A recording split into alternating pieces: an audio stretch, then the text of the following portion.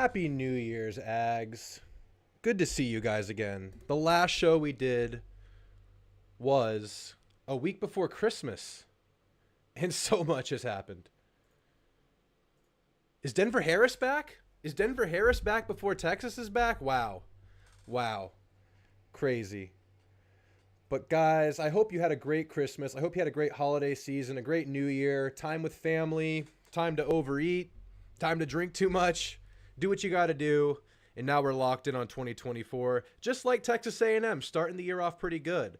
A lot of things have happened since the last time we talked. I have a list written down because I had to keep track.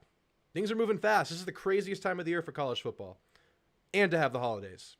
So since the last time we spoke, the day after we spoke, actually, we signed a defensive coordinator. Yes, it happened the day after we last spoke. Jay Bateman out of Florida. You guys know the Florida linebacker coach. By now, you know all these names. I'm just going to rail through these things real quick. We signed Dalen Evans. We lost Dominic McKinley. The bowl game happened. Hired a special teams coordinator. Seems like that's pretty important after watching this college football playoff.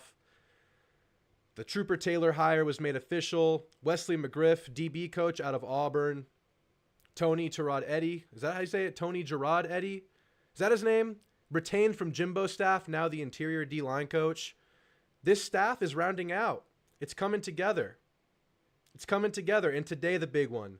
Holman Wiggins. Is that how you say it? Holman Wiggins out of Alabama. Their receiver coach. A huge momentum move, if nothing else. I mean, an absolute massive name. To get a receiver coach out of Bama, just the perception factor of that hire alone, with this portal window coming to an end and all these names in the portal, now taking visits. As we know, a huge visitor list this weekend at Texas A&M. It's a great time to have this staff come together. It's a great time for LSU to have to fire their entire defensive staff. A lot of momentum moves happening for A&M and their immediate rivals at a really good time because, let's face it, as excited as we are about the staff coming together, as excited as we are about some of these players coming in next year, this team still has holes that need to be filled. And it's time for Elko to go to work in the portal and get this done. So let's take a look at the staff. I actually have the graphic pulled. So we're going to look at the staff as a whole before I say what's up to you guys in the chat. Oh, and by the way, this is a call-in show, guys, as you know. The call-in link is pinned in the chat.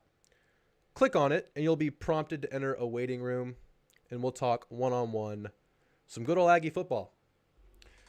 So here's the list. Elko's dream team. Trooper Taylor. It was made official now, running backs coach. Jay Bateman. You know, not the biggest name. It's not like the splashiest name, but it's a guy that is totally in line with what Elko wants to do. A guy that's actually worked with Elko before, and a guy that's been drawing praises by defensive-minded talking heads. Not a name that I had on my radar, but a name after hearing him speak, seeing that he's very much in line with what Elko wants to do. Really encouraging name, really encouraging guy. Obviously, we know about Colin Klein, Coach Ish. Adam Cushing, good O-line coach. I like him. I like his focus on X's and O's. Not an old school guy like Adazio was. I think that's addition by subtraction alone, but it's still a good name, good guy to get. Out of Duke, of course.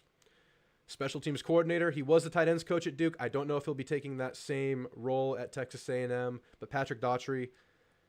Special teams have been a huge factor in this postseason. Well, the 4-team playoff, and it was obviously a big issue at A&M this year. Something that was overlooked by the previous staff.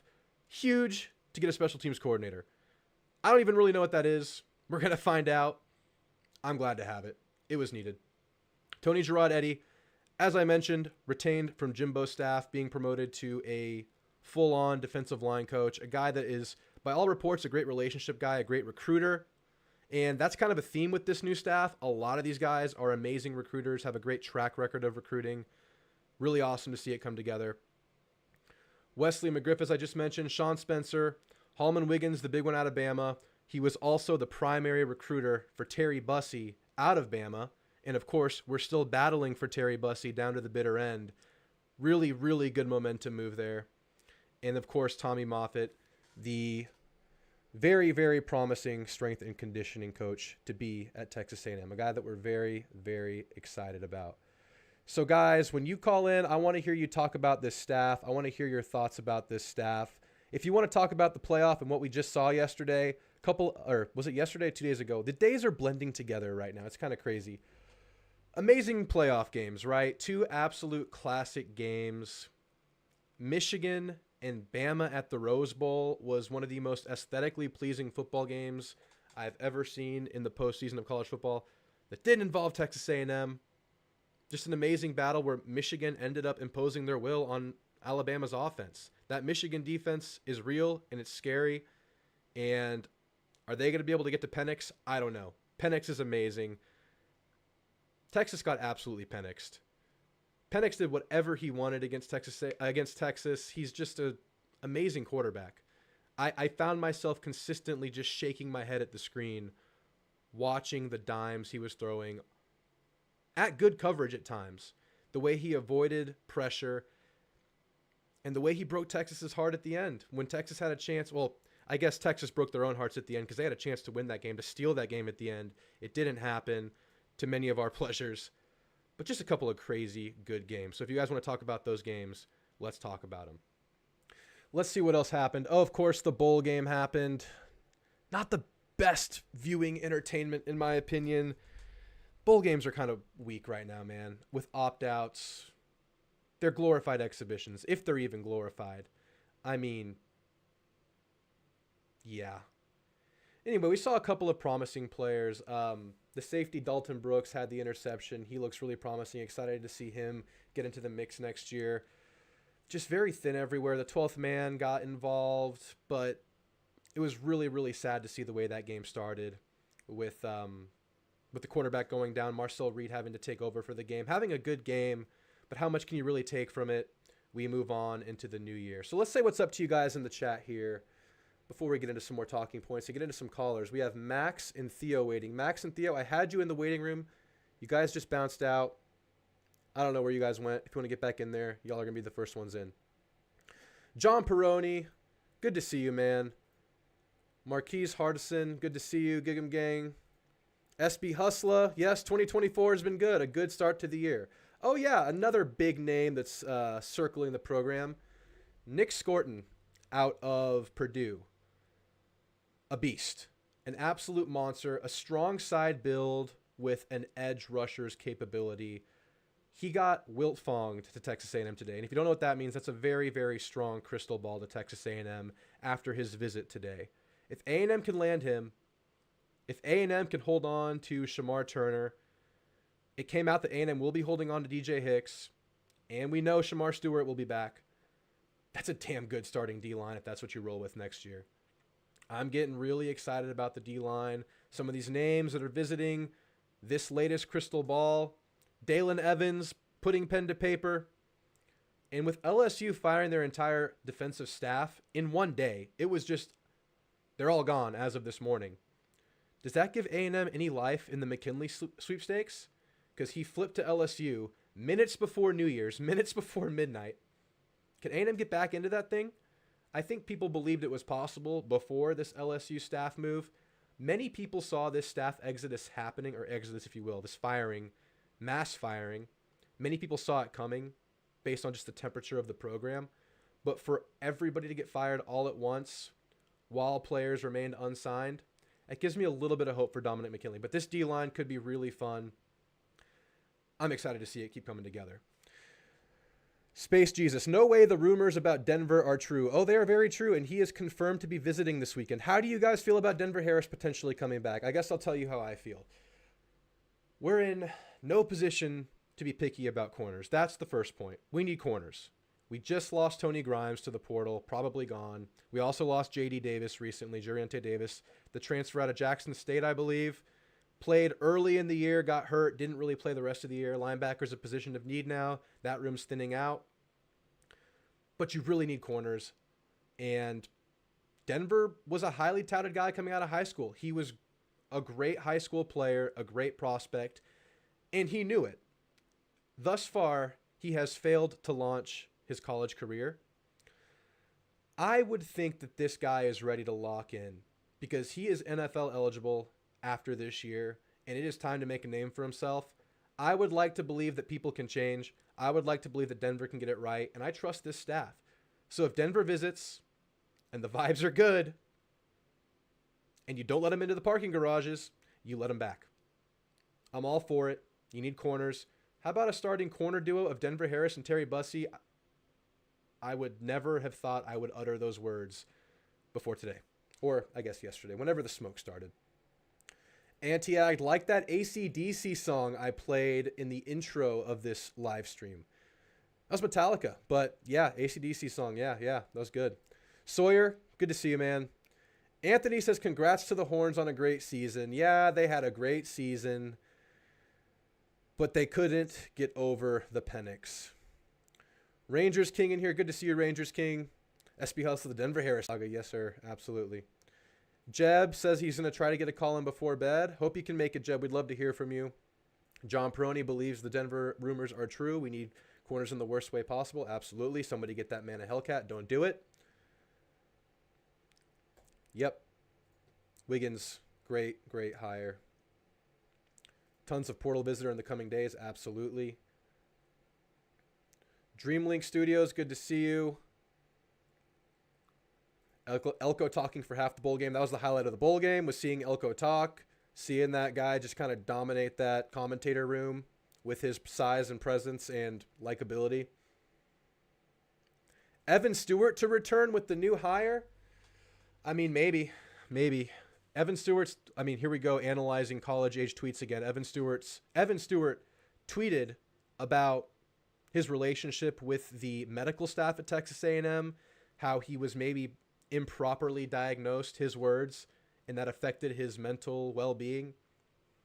Well, you're going to have a new staff, so if that's really an issue, try us out. But if your mind is set elsewhere, go elsewhere. We need guys that are locked in. We don't need guys that are half in, half out. And with this new hire, I think A&M's going to have a chance to sign a lot of guys in the portal right now. So I don't think you necessarily need to get desperate at receiver right now, because you have a ton of momentum right there. You make no mistake about it, this hire turned heads. Even though Bama fans are dogging the coach, and maybe Bama receivers haven't been what they were the previous 5 years, the last 2 years, this guy has coached some of the best and put some of the best in the league. And the reputation of getting a guy from Bama, with Bama's recent body of work at receiver, the perception factor cannot be overstated. It's turning heads. But Evan Stewart, I don't know. Asian Persuasion says, poor clock management by Washington in the fourth. Absolutely. Texas should have only had 15 seconds on that last drive. Yeah, why not just take your knees, right? I mean, that was kind of scaring me. I get it. You get the first down, you end the game. You don't give Texas a chance. I think that's what they were going for. The thing that really screwed them was the running back getting hurt on that second down play or third down play and stopping the clock with like 40 seconds on the clock. They would have milked it down to 20 if that guy hadn't gotten hurt and forced the automatic timeout, which is a crazy rule. I mean, that was crazy. But yeah, it was poor clock management, and they gave him a chance. Aptopsis lost his bet on the DC. Where were you going with it? Were you with the Troy guy? What was your bet, Aptopsis? Remind me. Good to see you in here, man. Ton of good visits this weekend. Absolutely, a ton of great visits. Keep an eye on the insiders for news on the weekend visits. Just a huge list. Yeah, Tony Jarrell was great at A&M as well. Absolutely. Rangers King cannot hear me in the call-in room. I'll fix that in a second. Sorry, Rangers King. Looks like I'm live on YouTube, but not in the room. Let me see if I can fix that in just a second. All right, try again, Rangers King. I should be live in the call-in room now if you guys want to get in there. Ted, same for you. Good to see you in here, Ted. Y'all can get back in that call-in room. I myself was not in the room. I was in the waiting room. I wasn't on stage. But now that I'm on stage, you can hear me. SB Hustler says Denver and Bussy would be so nice. All right, I'm just dreaming. It's January, what? It's January 3rd. I'm dreaming about some things about this defense. You gotta shore up that linebacker room. But starters everywhere else besides there. And tell me if this gets you guys a little percolated, gets your juices flowing a little bit. So D-line, as I mentioned, Nick Scourton, the guy out of Purdue, 10 sacks on the year, 50 tackles, 15 tackles for loss. Edge rusher. Strong side, Shamar Stewart. Inside, DJ Hicks, Shamar Turner. That's your D-line. At corner, but we're just dreaming here. Terry Bussey, and Denver Harris. At safety, you go Dalton Brooks, you go Jacoby Matthews, and at nickel/star, you go Bryce Anderson. You build out your linebackers. I'll take it. I'll take that starting group. You got to find someone to put next to York. You got to find depth at linebacker in particularly. But even at corner, I like Bravion Rogers and Javen Thomas growing up, maturing, getting some experience this year, going into next year as your next guys up, as your rotation guys. I like Jared Kerr as your spell at safety and at nickel. So right now, feel pretty good about that. Yeah, Denver and Bussey would be great, SB Hustler. That just sounds awesome. Right now. I mean, neither of those are a sure thing, right? Got to see it play out. But those names and those slots right there, they do get me excited. John Peroni says, hopefully Denver can get his stuff together. Absolutely. It's going to be between the ears with him. He has the talent. He has to get it right. And like I said, back against the wall in his career. It's time to make his money. I mean, NIL money's nice, but you need that NFL contract money. Marquise Hardison says, Coach Elko will change the culture here for the best, in my opinion. I'm willing to give him time to get the right staff and players who truly buy in. Yeah, and he is not just biting at these big names that enter the portal, if you haven't noticed. Not yet. He's gotten a lot of guys from lesser programs who maybe overperformed or are looking for opportunity elsewhere, who want to be here, who want to go to Texas A&M, and guys he believes that he can trust in and build with. So that's cool. We need to see some continuity going forward because obviously going into this next year, it's a very much a reset, more so than we had hoped throughout this entire 2023 cycle. We were hoping for 2024 to have a lot of continuation from 23 with the roster, with the coaching staff initially at the beginning of the year before stuff went downhill. And we had 2024 circled for that reason. But now you're rebuilding and you want to get a new group of guys in here. And he's doing a great job so far. Jeb says, I'll for sure be able to call tonight. That's a promise, Jeb. That's a promise. If you can't, I understand, but please call. I thought even with injuries, still a 10-second runoff on the clock, unless Texas had an extra timeout, which they didn't. Is it defensive injuries, maybe? I think it's defensive injuries, but there's nothing for the offense, so that was really weird. Antiac says, I've never seen a quarterback throw dimes like Penix did. He'd be the first quarterback I'd take in the draft. Absolutely. And I've heard a lot of people say that he should have been the Heisman. I still get why Daniels won it from LSU, the rushing factor, 1,000+ yards. He was an entire offense in himself, plus the two amazing receivers. I get that he's in the SEC, more primetime games, more primetime time slots. I get Daniels winning it, but Penix is the best quarterback. He's the best long-term quarterback, the best passer of the football this year, and without the maybe baggage that Caleb Williams brings, I mean, I couldn't be more high on Penix at the next level and in this championship game. This game's going to be great. It's the defense versus the high-powered offense, the Michigan team that wants to slow it down, use a bunch of tight ends, play power football, versus the team that wants to spread you out and throw the ball deep. It's going to be great. Can Michigan actually touch Michael Penix? Because Texas couldn't. A lot of that was the O-line, but most of that was Penix evasiveness in the pocket. SB Hustler says, to add on the Wiggins reaction by Bama fans. In his defense, Jalen Milroe wasn't exactly a phenom when it came to throwing the ball. 100%. People forgot he did coach a Heisman receiver. Absolutely. Mama Gallen in here. Good to see you, Mama Gallen. Happy New Year, mijo. So excited to see the new coaches hired by Elko. I know, it's a great staff he's putting together. A lot of hungry dogs, not like Jimbo staff with a bunch of guys that have been here, done that. A bunch of guys maybe on the decline of their career. A bunch of guys that are hungry and still building their reputation, their legacies. I love that aspect of it. I love that angle on it. Aptopsis says, no harm in drinking a little New Year's Kool-Aid. Yeah, I was drinking the Kool-Aid with my defensive lineup there. You just got to find someone next to York in the starting group. Sheriff519, good to see you. Like the staff, it's not an island of lost toys like Jimbo's latter ones. Like I just said, exactly, not an island of lost toys. Not a bunch of guys on the decline of their career. A bunch of guys who are in the prime of their recruiting career and still trying to build their legacies. I love to see it. Will Lee at corner, absolutely, absolutely. I'd even mention his name. It's a great guy in there, an experienced guy in there. Wonder why Bobby Taylor didn't play in the bowl game. I heard that Bobby Taylor said in a live show or a Twitter space maybe that he was on scout team all year. I don't know. I guess that injury must have set him back. I still have high hopes for Bobby Taylor just because of, everything he's done and what he means to Aggie land. I mean, obviously he wants to be an Aggie, and you would love to see him build something for himself. But I think the injury must have set him back. That's the negative. Lash, good to see you, man. I wish Evan Stewart would just shut up and get gone already. Yeah, it's just like piss or get off the pot, right? Do something. Just do something, Evan. Yep, Chet's saying the same thing. Willie's in there too. Willie is a great option at corner. You know what? I'm liking where we're going. I'm liking what we're building. I'm liking it. Penix should have been the Heisman, says Mama Gallon. I know. He's the best quarterback this year. I think that's proven. That's proven now.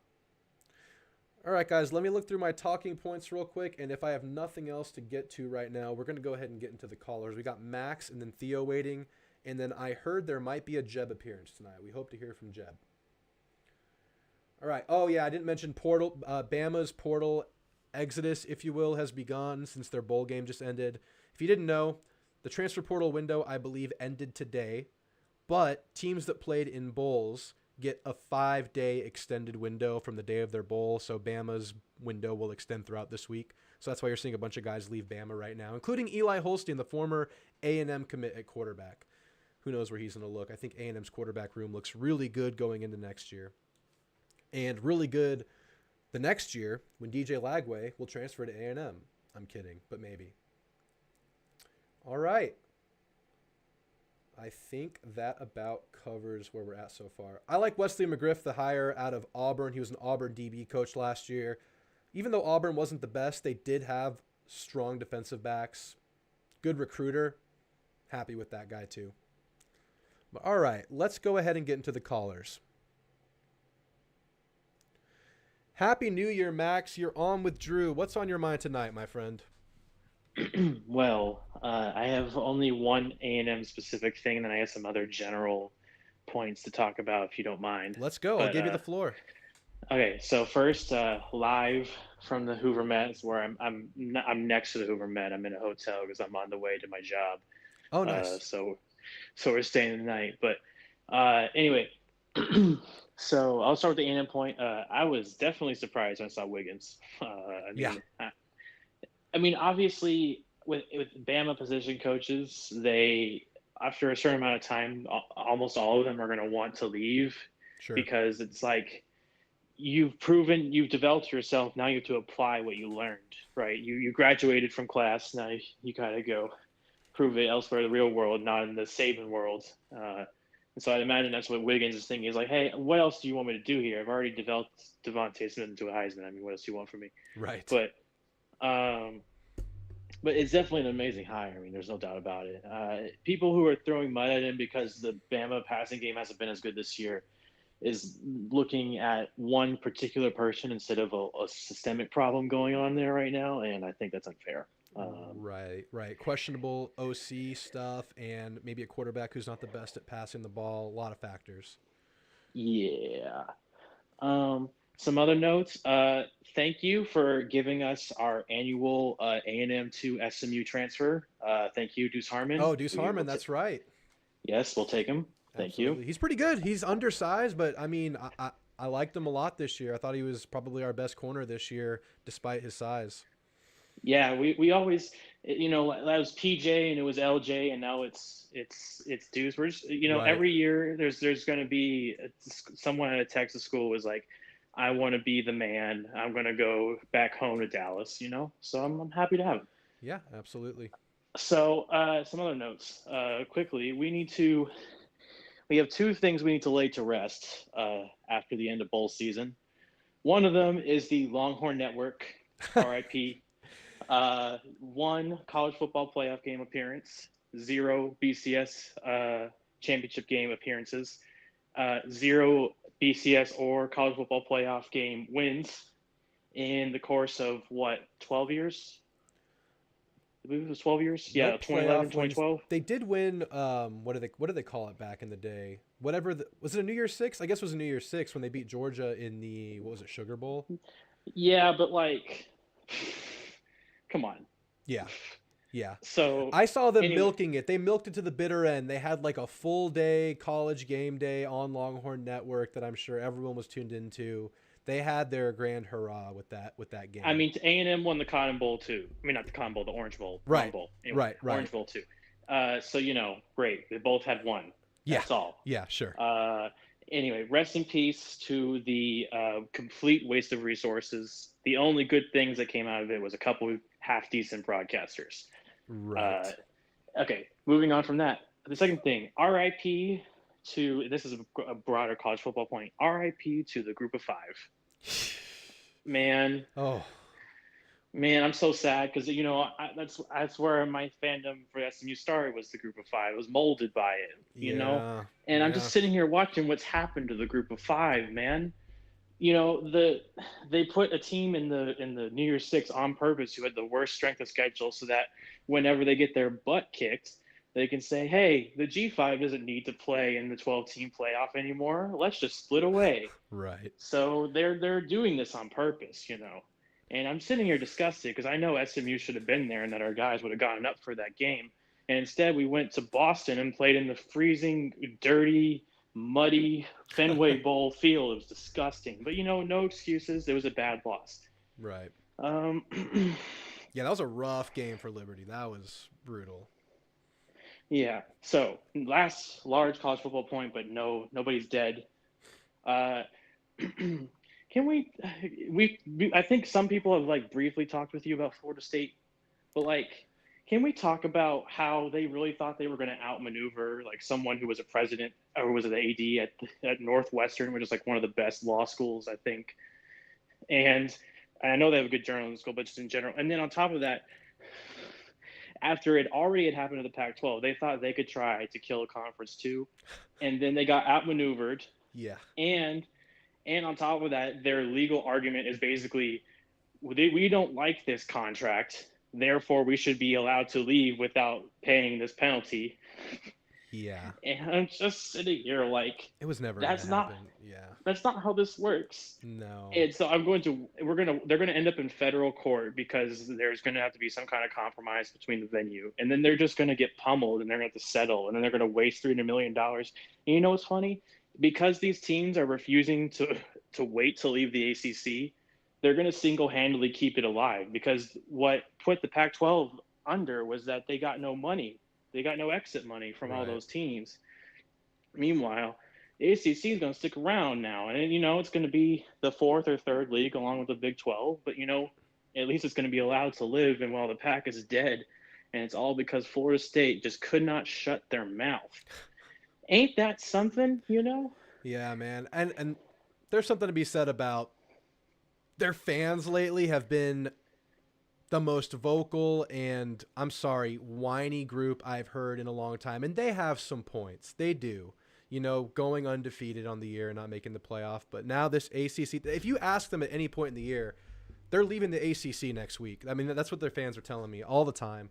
You hear it all the time. I don't know, man. The FSU fans on this channel, since I've been doing this, I've heard from one fan base more than any other. And of course, it's because of the Jimbo connection, and it's FSU fans. Those have been the ones that have gotten on my nerves more than any other group out there. So I'm glad you went there tonight, Max. Yeah, and I'm speaking this because where I'm at in my heart. I want the ACC to live on just as a league. Sure. I do too. I don't need it to be the best league. I just need it to be a Power Four league. Yeah. I need it to be fun. There's a lot of classic stuff. I'd like to keep the ACC basketball brand, stuff like that. Absolutely. And I'm just sitting here like, why? Meanwhile, you have the Big 12 fans. They just have lust. They just want a bloodlust. They just want to kill another conference. Like they're addicted to killing conferences. Like all of their media, like Heartland Sports, Locked on Big 12, you know who I'm talking about. Yeah. They're all like fantasizing over killing the ACC. The ACC has 18 teams if you're counting Notre Dame. So it's just like, I don't understand the way college sports has changed is everyone wants to be like the villain almost if it benefits you. And I'm just like, but how much is it benefiting you really? And how much is it hurting the game and the culture? It's just sad. Yeah. It's just so sad. And the other thing, Florida State fans are like their legal argument is like talking about how like the ACC commissioner is like not promoting the league or the team enough whenever they were trying to do the playoff argument. And it's funny because like the entire year they were all bashing about how the ACC wasn't paying them enough, about how it wasn't strong enough to help them get into CFP. So which one is it? Can you I know. like Whatever works for you're their digging most your own recent grave. argument. Yeah. Yeah. You're digging your own grave. It's just like why? Yeah, I Why know. do you do this to yourself? You keep sticking a rake up at your face, and you're wondering why you got a bruise on your head. I So know it. I know it. it's sad, man. But doesn't matter at the end of the day as long as the ACC gets paid, and you can have Florida State if you want them, or the Big Ten can take them. Y'all two can sort that out. That's not my I business. wouldn't be upset if Notre Dame ended up in the ACC and it truly became a power conference that was good. I would be happy. I think it would, add more parity to the sport where it seems like parity is diminishing every year. So I'm for the ACC sticking together. We'll see what happens. They're down bad Yeah, right now, man. Those yeah. Florida I mean, State fans are I down don't think bad. Notre Dame will do it because Notre Dame. The only reason Notre Dame will join a conference is if they can't get into the playoff anymore as an independent. Right, and they So, can. Yeah, they definitely can now. the only way that's going to happen is if the Big Two split off, and then the Notre Dame will pick one to join. Yeah, The logical choice would be the Big Ten, but sure. also there's a lot of TV money reasons why it's possible the SEC could decide to get them, which would be so weird. But everything Crazy. doesn't make sense anymore. Right. So, I would hope they don't split off, and I hope they keep the other two, the middle two. They can keep them as like at least like a wild card or something, just so they can keep them around. Because it would be really sad if we just decided to cut everything off to only two leagues, just because while they may have the best teams, you're just completely eliminating even the chance Yeah. for other teams to compete. I want some element of an underdog sometimes. And Yeah. they can produce a team that can go to the quarterfinals maybe every once in a while. Wouldn't that be fun? I don't know. Yeah. That's Yeah. all I got for you. Have fun with Wiggins. I think he's going to kill it. Also, I was very surprised by that defensive coordinator hire, and I haven't looked up his North Carolina history enough, but I know that North Carolina seems to burn through defensive coordinators, so it might be more about North Carolina ruining coordinators than it is about him whenever he got fired. Yeah, they 'Cause just parted I ways saw they with Jim fired Chiswick. Yep. Yep. So Max going I through think 'em. it might be Mac Brown. So we'll Yep. see. But Yep. that's all I got for you. Have fun, and I will. Next time you hear from me, I will be. I don't have to be like Max from the Clemson caller. I'll be Max from Spark instead of Okay.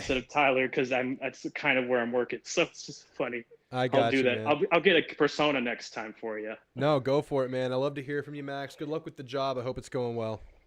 Yeah. Have a nice evening. Later. That was Max. Good stuff for Max. Yeah, man. Florida State, that's the fan base that's been most negatively vocal, if you will, on this channel. Strangely, laughing at our demise. I get it with the Jimbo thing, but now they're finding new things to whine about every day.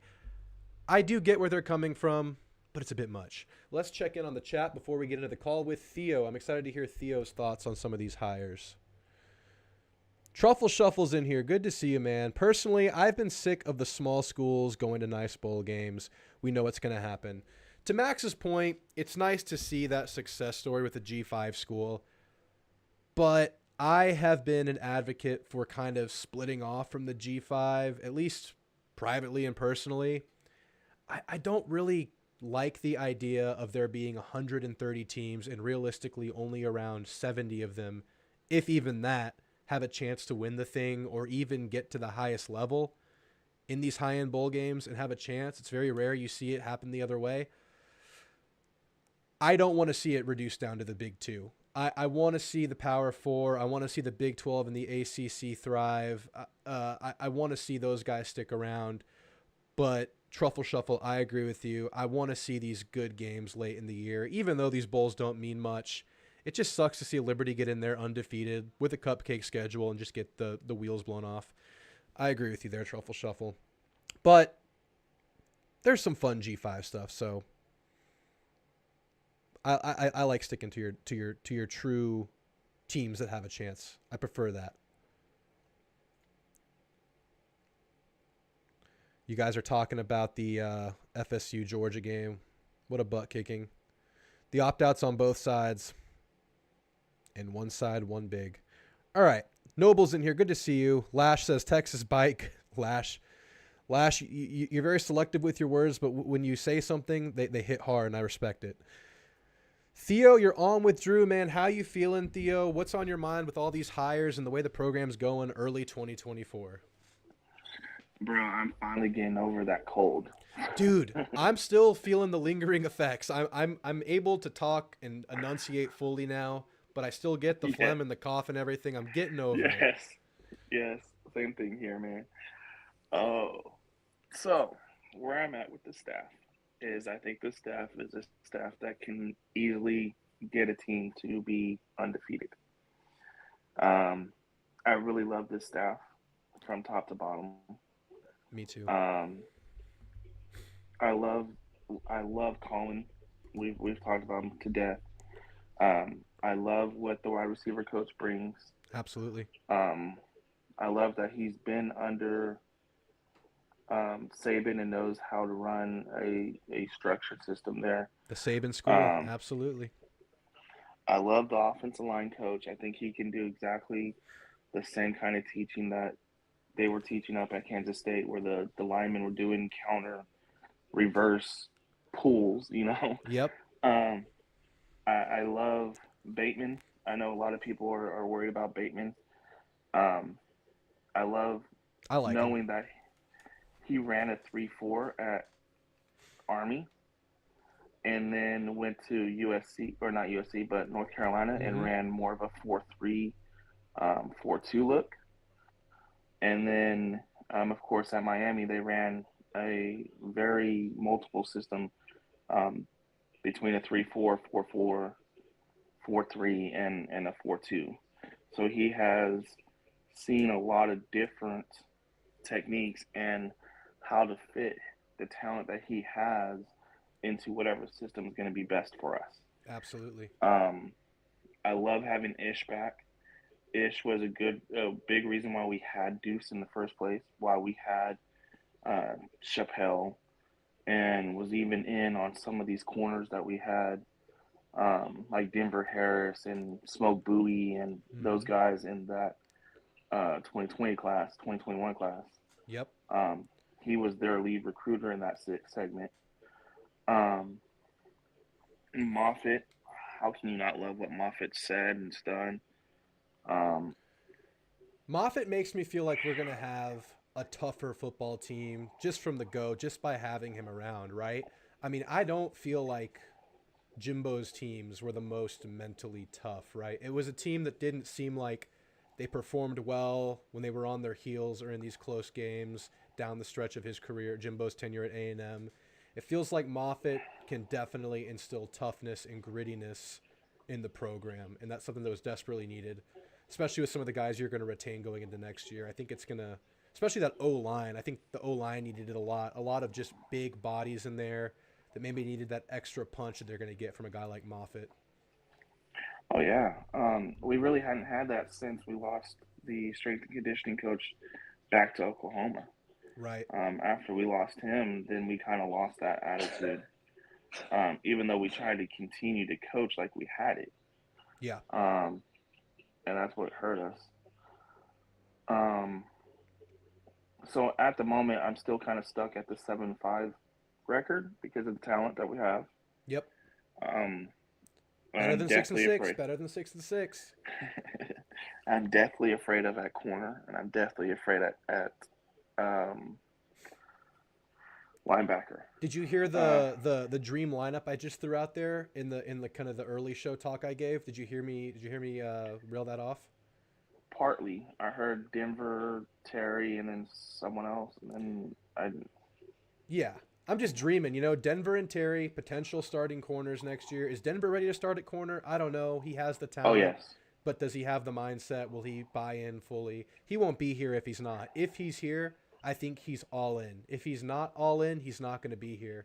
But I'm just saying, them two starting, I like Jacoby. I like Dalton Brooks. I like Bryce Anderson. And that's a good starting core, but you need to keep building depth. You have Will Lee. I'm sure one of Bravion or Javen is going to progress next year based on the experience they got this year, getting a full year under their belt. I'm liking a lot of where this thing is building out, but you need to keep building your D-line depth.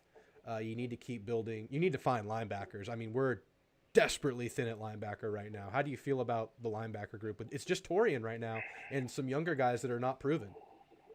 Well, I love I love everything about our linebacker group except experience. Yeah, sure. Um, Sanford is very underrated. Okay. Remember when he was in the All American Bowl last year, he had like an interception return for a touchdown, a fumble recovery, and like 13 tackles or something. Like he was the defensive MVP of his All American Bowl. And he's very much a very Edrin Cooper athlete Right. at linebacker. I've heard great things about him. Yeah, I know. I'm curious to see it. I want to see it. Obviously, there's probably going to be a learning curve with whoever you throw out there next to York. Like you said, it's experience. And someone actually echoed it in chat. Linebacker depth isn't bad, just inexperienced. So, I mean, I'm all for it. I got to see it. And then you still have Lockhart and you have Jernigan. Oh yeah. Those two as freshmen are some of the best linebackers I've seen on tape as freshman tape. They got some. Lockhart is really that safety linebacker hybrid that can go sideline to sideline. He was covering slot wide receivers out in that Capital League out there in California. Yep. So to have that type of talent at linebacker is going to be ridiculous. And then, someone is bound to progress, right, and make it into the rotation and be that guy. It feels like it, but like I just have to see it. I just need to see it come to fruition. That's what scares me, is seeing it come to fruition. Yeah. And then someone said freshman DBs scare me, talking about potentially Bussy starting. Yes, that's like the one position that, and like left tackle, is where you do not want to see a true freshman starting. But if you were to start a true freshman at corner, you would want it to be a guy like Terry Bussey, right? I mean, that's the kind of guy that can do it, you would think. Honestly, depending on where or what we get out of the portal at corner, sure. I might actually make Bussey a wide receiver instead of a cornerback. Based on the needs. Recruited. Because I know we recruited him heavily at corner with the old staff. Yep. But right now, you only have 4 scholarship wide receivers. Yeah. And then we picked up the 2 portal guys. That's only 6 guys. So you need another freshman type wide receiver that can help fill that position for the next couple of years. Yep. And Bussey has a relationship with Wiggins, because Wiggins was the offensive recruiter, if you will, for Bussey at Bama. So it could be a hand in glove fit there with the coaching staff as well. Yeah. But I don't mind him at corner either. I mean, he can probably play spot duty in both if he needs to. Sure. And I actually like Bussey more like a slot corner instead of a true outside corner. Yeah.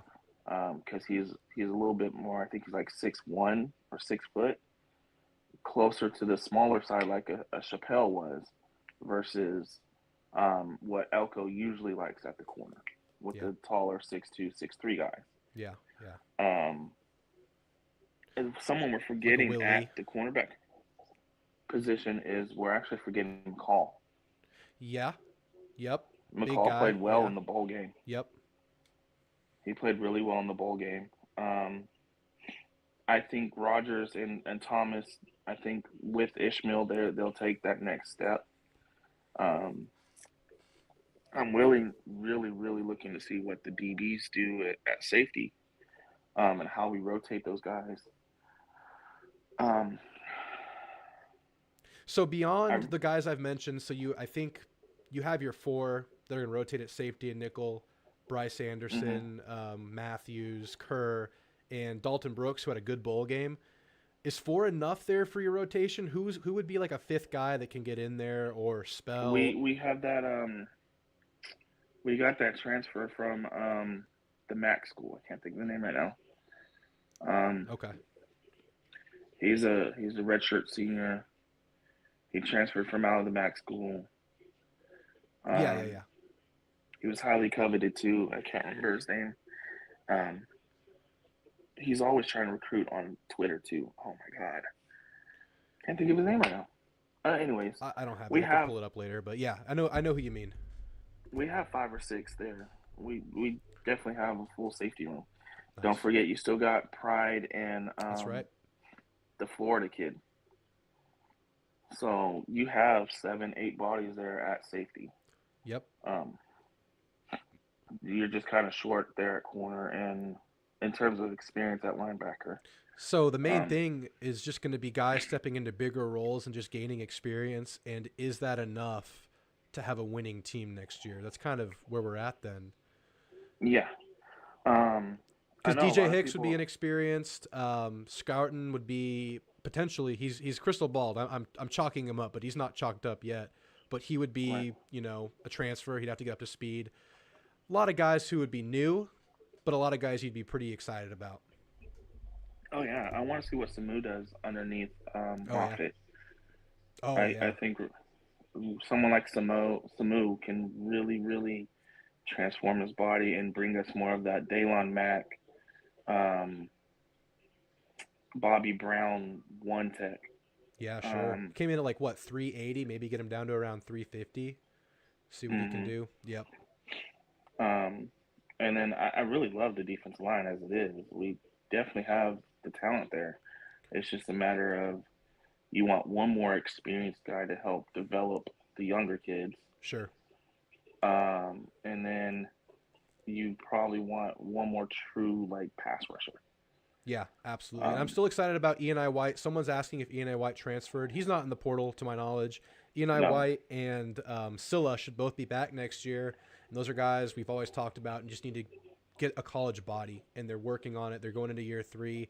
Those are a couple guys that could be good situational edge rushers. Maybe start. You never know. which brings me to what I was thinking earlier is maybe we're going to run more of a 3-4 this year.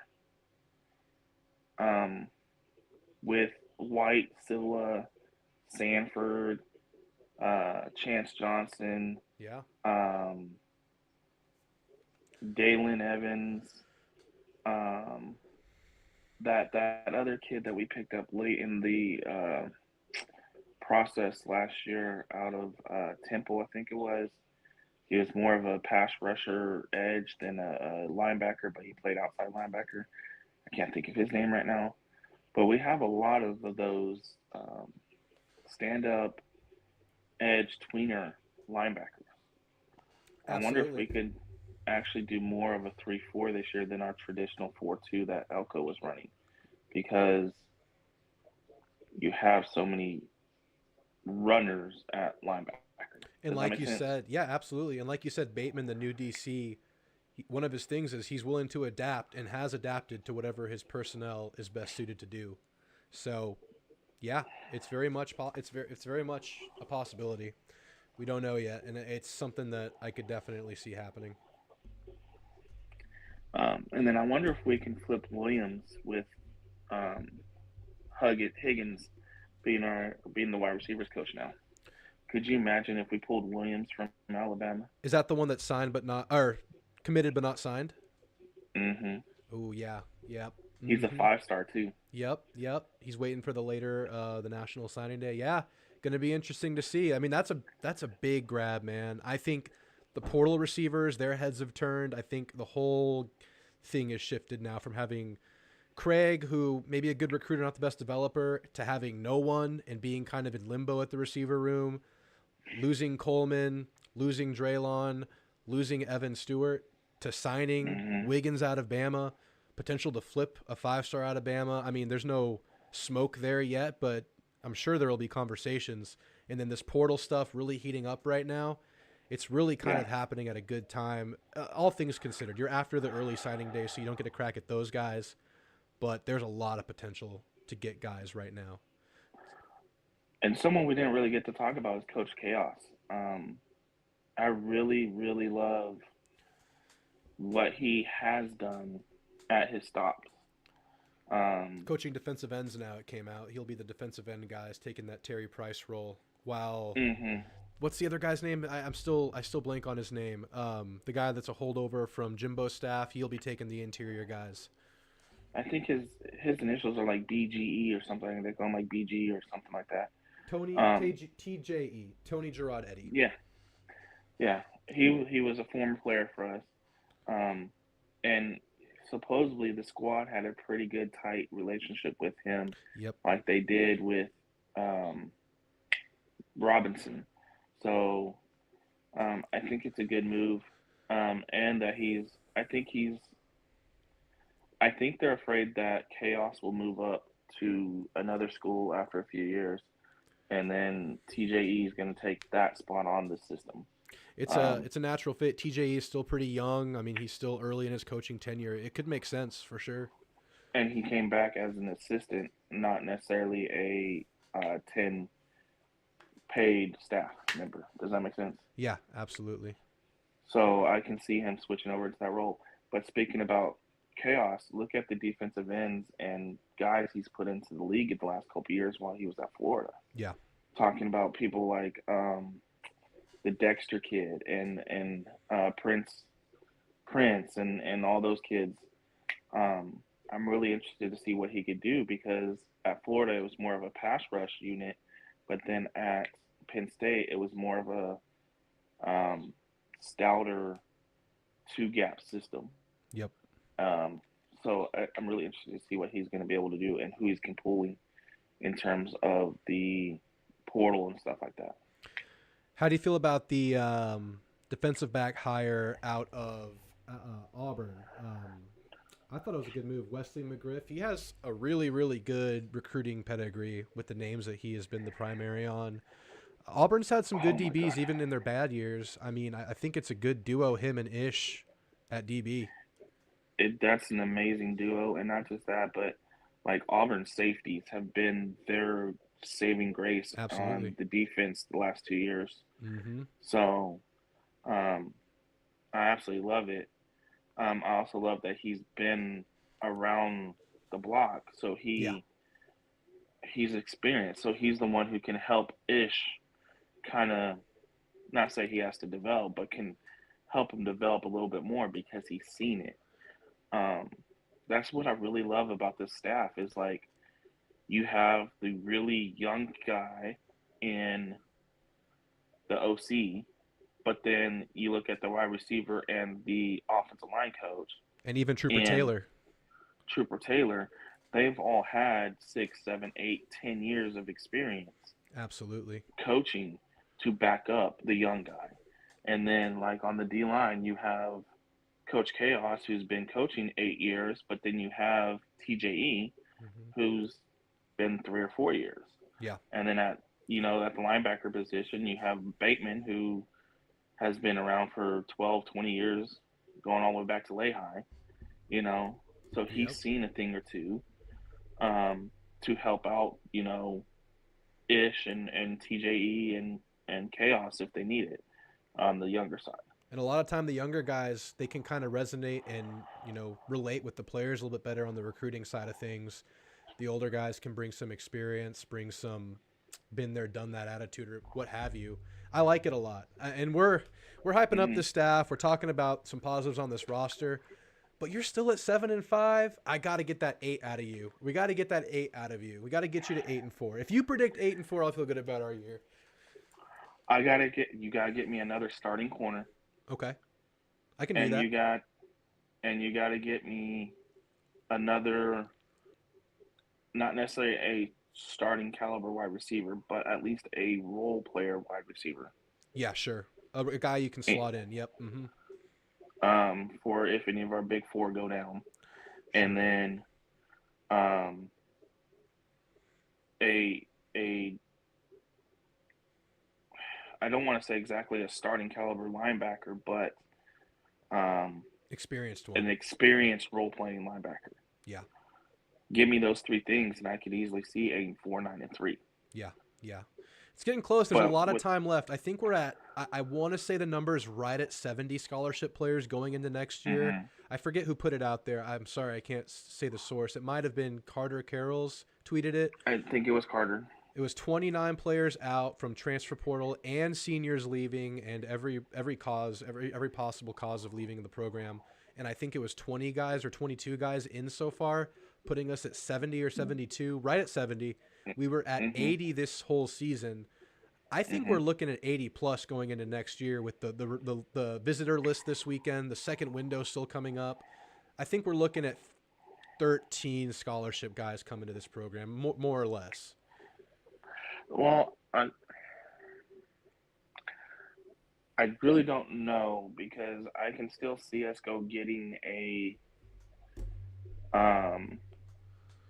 like H back, not necessarily a fullback, not necessarily a running back. Right, and by the way, if you guys didn't know, Ernest Crownover declared for the draft to Theo's point right now. Sorry, continue. Wanted to put that out there. Yeah, not someone like Ernest, but that can still play a little bit more at like tight end to run those pop passes that Klein likes to run. Yeah. He likes to hide the H-back behind like the guard and tackle and release him up like he's going to run ISO, but then it's like a go route, especially down in the red zone. Yep. I really like the But tight end group, though. I mean, obviously you get Donovan Green back, but I'm really excited about Platt. I think Platt looks like a specimen out there for being such a young guy. He's a brainiac. He's a big school guy. He has the right mindset is what I'm getting at. I'm excited to see his development, him going forward with Jake Johnson leaving the program. And Theo Mellon Orstrom, he played a lot this year quietly. I don't think he had a reception, but he was out there a ton this season, just kind of under the radar. He's a big boy. Yeah. Once he can get used to breaking down in his route making, yep, that is going to be deadly. I wonder if we can put him out there more as like a Josh Reynolds, Ricky Seals role. I really want to see him more in that kind of a role where he's that big slot. He has the build. Big wide receiver. But I really want to see him catch. Like, no one's really seen him catch, but yet he had the best hands according to what everyone said inside the practice program. He had the best hands of all the tight ends. Oh wow! So it's about the route running is where his learning curve is. Route running, and then like proper evening out of the weight. Like it feels like he's top heavy. Sure.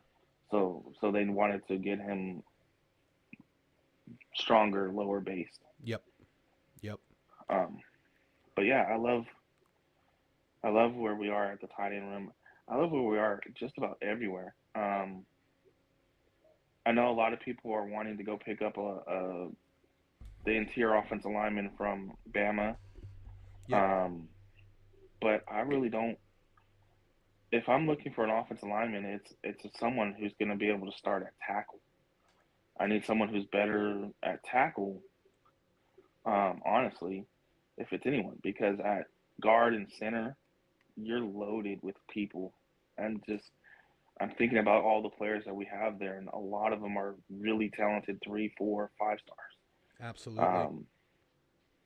So from guard to guard, you got 3 deep of talented 4 or 5 star players, from Dewberry to Sanu to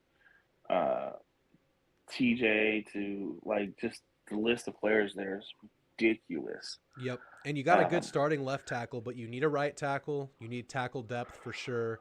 We don't know where Ruben Fothery's at. Did you see that Ruben Fothery played in the bowl game at left guard? Mm-hmm. And then he also played at right tackle later in the game. Oh, he did? Okay. Because Crownover played early in the game, and then I saw Fothery towards the end of the game. Yeah. At back at right tackle. Hopefully he's coming into form, man. I guess that injury just put him behind the curve, or I don't know. I don't know what happened. And then Besantis, he went and played right guard. Man, I'm so happy to see that. He has so much potential at guard. He was definitely out of position at right tackle. So strange to. I guess it was your best option with Fothery being down and out. Just put the talented guy there, but so out of position. It was weird. Got a couple questions in the chat while I have you, Theo. Let's go ahead and address them real quick. Did E&I White transfer? Not that we know of. I think I talked about that one. Say, is Kerr in the portal? No, No. Jared Kerr is not in the portal. Has Bryce punched his ticket to spring practice? I think Bryce Foster and Bryce Anderson have both declared that they're coming back next year. Isn't that right? Through Aggies United, the NIL collective. Yes. So both Bryces are back too. I know Anderson has for sure. I don't know believe about Foster did. I know Foster did too, for sure. And then Truffle Shuffle says, any chance Evan stays to the recent coaching hire? I'll let you take this question. Your thoughts on Evan?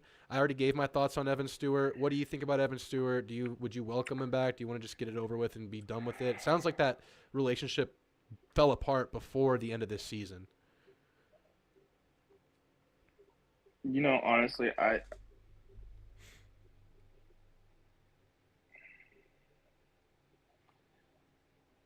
know it's a tough subject with Evan Stewart. Yeah, but I'm leaning towards letting him go. Really? Like, I know how talented he is, but he was never the number one that we tried to make him out to be. It was always the potential. Yeah, it was always the potential we were looking at. It was always the potential in him, and he had all the potential in the world. But when it was his time to make that play or make that moment, more times than not, he would make the wrong move. Yeah. It's coming back to me like the Miami game when we needed him to get the first down. Instead of putting his head down and getting the first down like a true alpha one would, he danced. It happened twice that game, I think. He would show a flash like against Bama here or there in double coverage every once in a while. But even then, he was too easily shut out. Yeah. Like, I don't want him to be a diva, but he acted like a diva without being the proper type of diva. You know what I mean? It's like you can take the diva stuff if you're out there balling, right? Like you have to balance it out. And he never demanded the ball, and he never seemed to be open the way Noah Thomas was, if that makes sense. Like Noah Thomas, you noticed that Thomas had the dog in him. He was going to get the ball. Oh, dude, no matter what. I love the way he would hand fight, box out when the ball was in the air. He seemed like he was boxing out for a rebound on some of those fade passes. And, of course, his season was derailed by injury and off-the-field stuff. But I still have a lot of hope for Noah because we've seen some high-level flashes from him. He reminds me of the guy – help me with the name. He reminds me of the guy from Florida State. What was his name this year? Similar body, similar build. Keon Coleman? Yeah. And I might get slandered for this. I know I'm going to get slandered for this. But I actually see Noah Thomas – like I saw Mike Evans his freshman and sophomore year. I remember you saying that. Yeah. I think Evans might have had some more speed, but I think Noah might have more length and just more range. So it's a little trade-off there, but I can see it. I really think that Noah Thomas can come in as a junior this year and actually, with Moffitt helping his body getting bigger and stronger, actually really developing into that that role. Yeah. Absolutely. And then Micah Tease, I can see being the burner. He already is a burner. Yeah, for sure. And then you have Moose in the slot, who's always open. I like the group, man. You just need depth, right? You need a couple, like an experienced guy to go right behind him. That South Alabama or that North Texas guy would have been perfect. But you know what? I'm gonna have to let you go in a second because I got a couple guys waiting. But one thing that really kind of bums me out, just in hindsight, we're really happy about the Wiggins hire. If it would have happened just a little bit before early signing day, I mean, do you have a chance to retain Coleman? I mean, that would have been something potentially there. I don't know. Do you have a chance to retain Draylon? We'll never know. You never. Just a frustration. You never know. Happy with that we got him, but just makes you think. The thing with Draylon is Draylon never gave the information that he was going to go to Colorado even. Came out of nowhere. It literally came out of left field. Even Bronny said that everything he had heard, he had still been a very deep A&M lean. Until he wasn't. Yep. Until he wasn't. So, um, I don't know. I don't Yeah. know. Maybe it helps you get a chance at like Wingo or someone else that was still looking around. Um, maybe Micah, who went up to Tech, maybe he looks a little bit harder at us. Yep.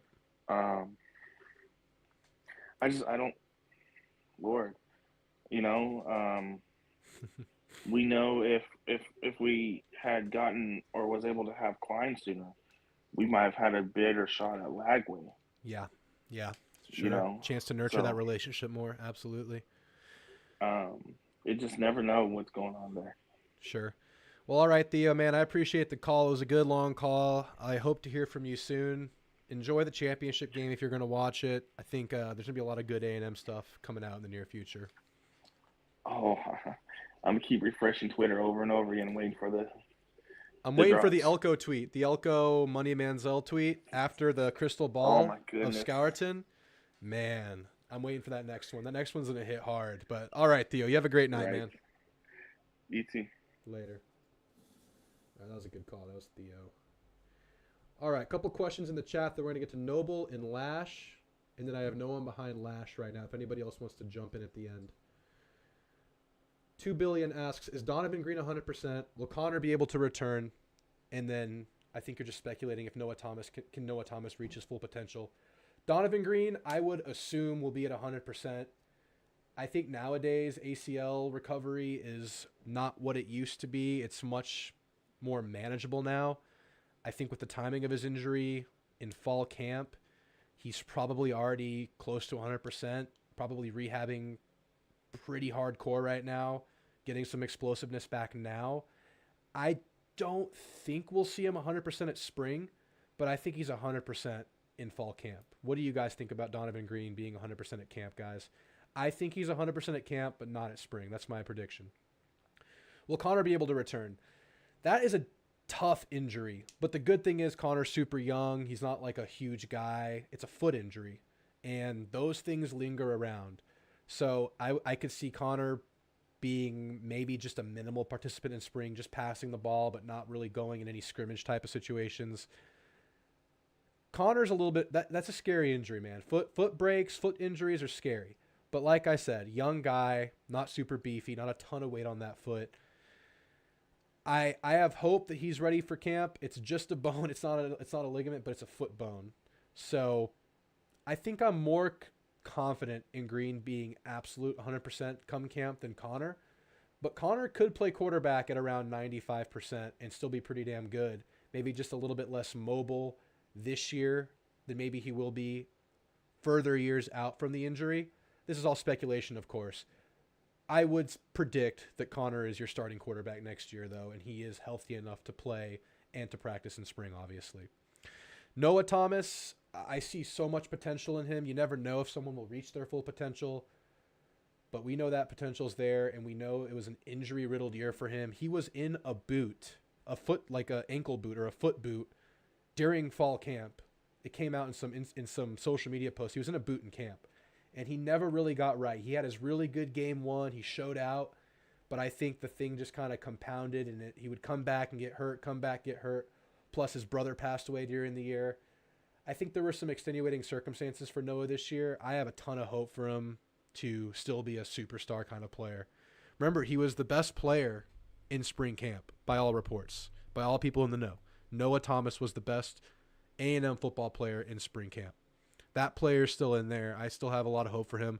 Janae Walker got better and better throughout the years. He became more and more confident, and that's a confident guy to begin with. I have high hopes for those two guys, Noah and Janae, and then obviously Moose. Then you have good tight ends. You have Tees. We'll see what we can do in the portal. We'll see if Bussy plays receiver. Good questions, 2 billion. Gary Mertens, glad to be joining you from the other coast, California to North Carolina. You flipped on us. Good to see you, Gary. Jeb says, yeah, you can't be a diva with less production. Like, we can put up with a little bit of diva stuff. I could put up with everything that Evan does if he was just locked in and productive. I could put up with the cryptic tweets if you're locked into the team and you're playing well. But when you're in the portal and there's reports that you're not practicing and then you're doing the social media stuff, obviously bothersome. At this age, I'm willing to give everybody a chance. If it's real, though, if you're going to give it your all and you're actually going to be locked in. But if not, no. Borakua Aggie, good to see you, man. What's up, brother? Good to see you, man. All right, guys. Yes, Jeb, you got time to call in. I'll get to all these callers. I'm gonna take the pin down though. We'll call Jeb the last caller tonight because I'm letting everyone go with their calls tonight. It's been a while since we talked. Let everybody get nice long calls if they want them. If you want to be short, you can be short. All right. Noble, you're on with Drew, man. Good to hear from you, Noble. How you doing? Hey, Drew. Happy New Year. Hope you had a good Christmas and, all that. Absolutely, absolutely. Likewise. Yeah. Well, hey, I just want to call in. I was feeling a little black-pilled about A&M football and college football in general for the last week or so. Probably more than that. But the last call helped, and, obviously the hire helped. So, things, a little more hopeful. I will give Jimbo credit on one thing for sure. That man could sell hope like it was nobody's business. Couldn't sell wins, but he could sell hope. Absolutely. That's the snake oil he was selling, right? It was hope. It was belief in the future, and the future just didn't exist. Yeah, I totally understand why everyone called him a snake oil salesman now. Yeah. I drank it like my life depended on it. Yeah, exactly. I think the players are learning that too. So, yep, man. So let me ask you, what had you down about the program? Was it just the transfer portal stuff? The bowl game was obviously a pretty gross watch. What all had you down? Yeah, the bowl game didn't bother me that much. Like, obviously, don't like losing, but and everyone will say it's just because we lost. But like, I hate to say it, but like the bowl games have kind of lost its luster. Because like everyone puts different value on them, but the overall value has dropped. The fact is, like, for some teams, it's, like, hey, I'm glad they still treat it like the Super Bowl. I'm glad they treat it like, that postseason actually means something. But then, like, for us, we're in transition with, missing half our roster, four-string quarterback. So it's kind of like, well, let's see what happens. Hardly, the environment you want for fan base when it comes to football games. And then you got teams like, the fifth, almost perpetually every year, it feels like the fifth seed. The team left out is just cursed when it comes to bowl games. So I sympathize with Florida State in that one. And then I don't even understand what Liberty was doing playing against Oregon. That made no sense to me. Crazy.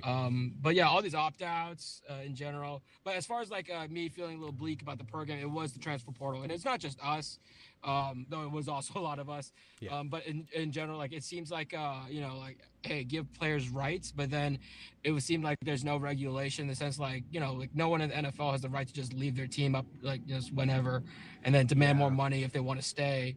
And that hardly seems fair to, like, because at the end of the day, like, we're like fans are the ones that cough up the bills. Some fans obviously way more than others, the millionaires, billionaires do their thing, but like, and it's still not fair, like we, all of us contributes in one way or another ways with dollars, but also, our emotions as well. For sure, man. And to that point, it's guys, like, they toy with our emotions, right? It's like it toys with our emotions. Because you think about, like, for example, how we felt when we signed Walter Nolan, when we got the commit, we visited A&M, freaking awesome, man. The highest rated recruit A&M had ever had. And then to see a guy like that spend 2 years here, develop, get better and better, have some really good moments this year, especially early in the year. And then for him just to turn heel and just, go to the rival program or go to Lane Kiffin, that kind of stuff sucks. It sucks to get emotionally invested in these guys and then to see it fall off a cliff, right? I mean, it's an emotional roller coaster. It's like high highs and low lows. And they are messing with what makes college football so precious. It's these 4-year commitments, what college football used to be. It was like, this is your team for 3 to 4 years.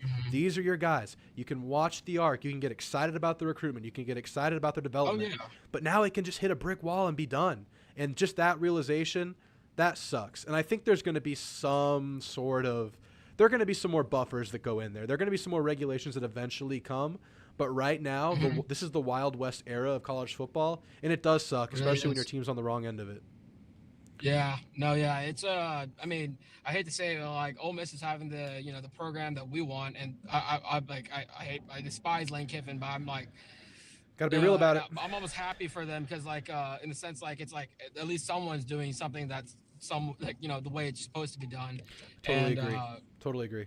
and it just sucks that's not us. And then going back to the how the transfer portal and like people leaving it, because one of the things that distinguished college football from the NFL was like players loyalty to school and a program. Like there was like back in the day you would never even think about like transferring was hard enough, but then you would never think about transferring to your rival, let alone like in your conference and in your division or seems formerly. like Yeah. like for the reason why I don't I pretty much do not buy professional jerseys is because like one day they'll be on your team, the next day they'll be on another team. That was it seems like the college is going the same route, but I do hope that we will clean that up. I think like some sort of contract will be eventually implemented. And but as far as things looking up, this wide receiver coach was a big hire. Yep. I do wish it was earlier, but at the same time, I get it. I mean, coordinators aren't going to, and coordinators and coaches aren't going to quit in the middle of a playoff run. Sure, no. And this is a long-term play, not just a one-year play. Absolutely. And I think that's the thing right now. I think Aggies, we're feeling really good about the roots of this program. We're feeling really, really good about the foundation that's being laid with Elko building relationships within the Texas high school ranks, the staff he's building, some of the young guys he's added to the staff, the young players that he's obtained in the portal, the recruiting.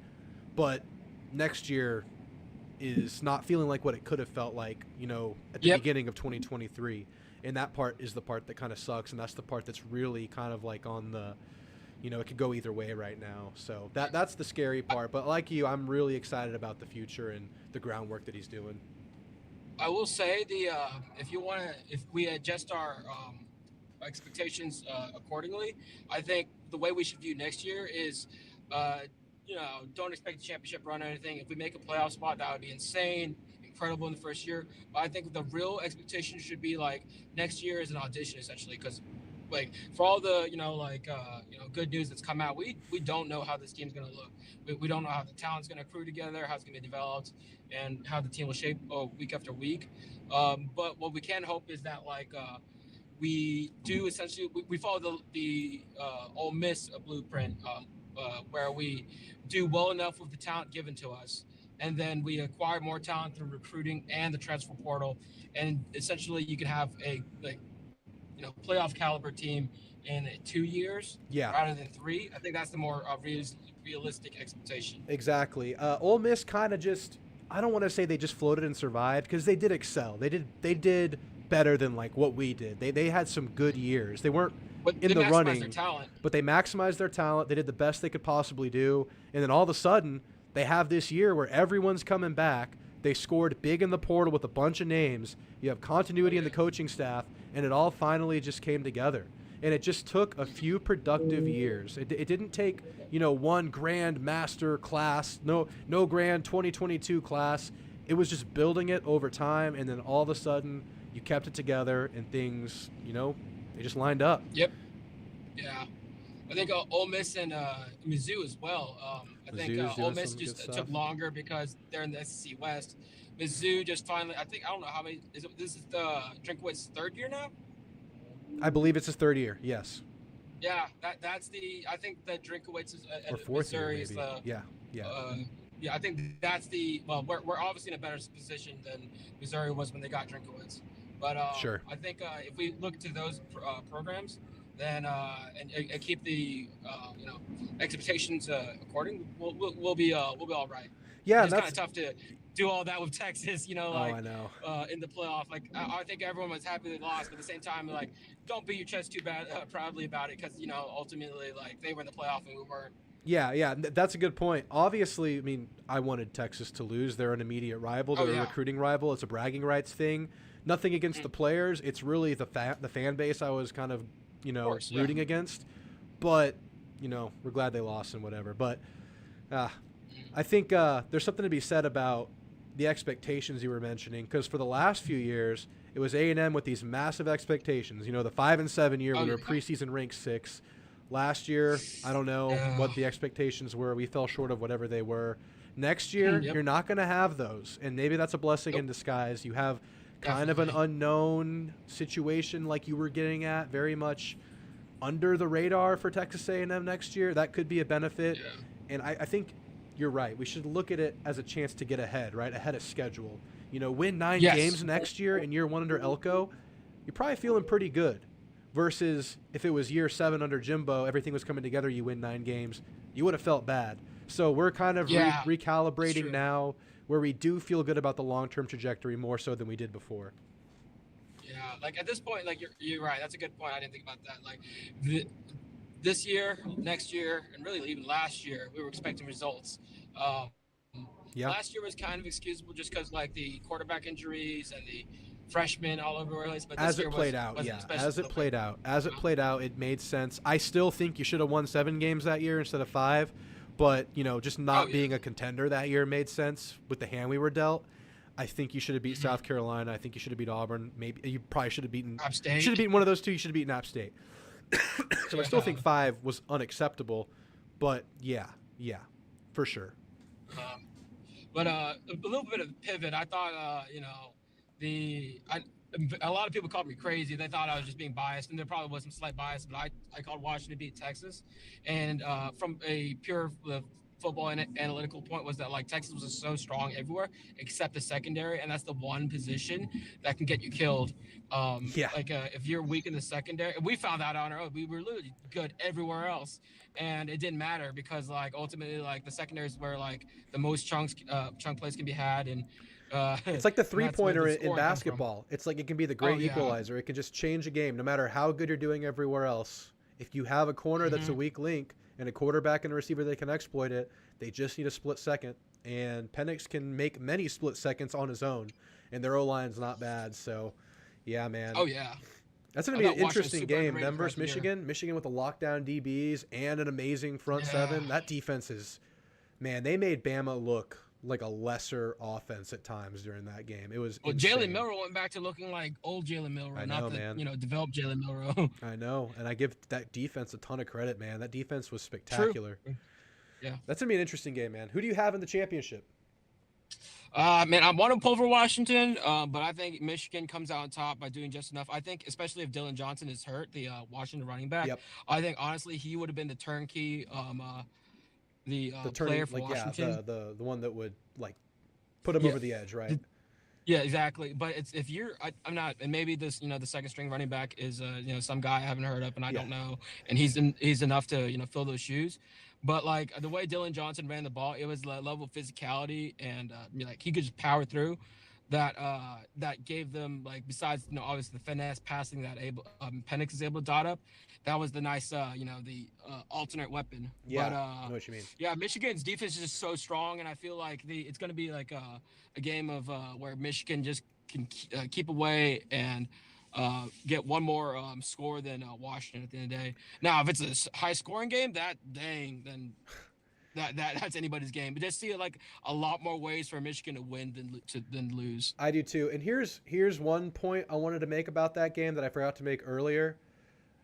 So Texas versus Washington, I felt like the whole game that Texas should have just kept leaning on their running backs. I know both running back fumbled, but they were able to run in chunks against Washington. I think Michigan might be a better running team than Texas, or it's pretty close. But if Michigan can put a clean running game together with Corum and Edwards, I think that could be a path to a lot of yardage, a lot of production for them. But on the opposite end of the spectrum, I thought Washington should have been passing more just because of the success they were having against that secondary. I agree, yeah. It felt like they were like trying to get a little cute for the sake of balance when it was like, no, this is working, stick with it. Yeah, but I don't know if they can do that against Michigan. That's the thing. Yeah. I mean, they do have lockdown DBs and an amazing pass rush.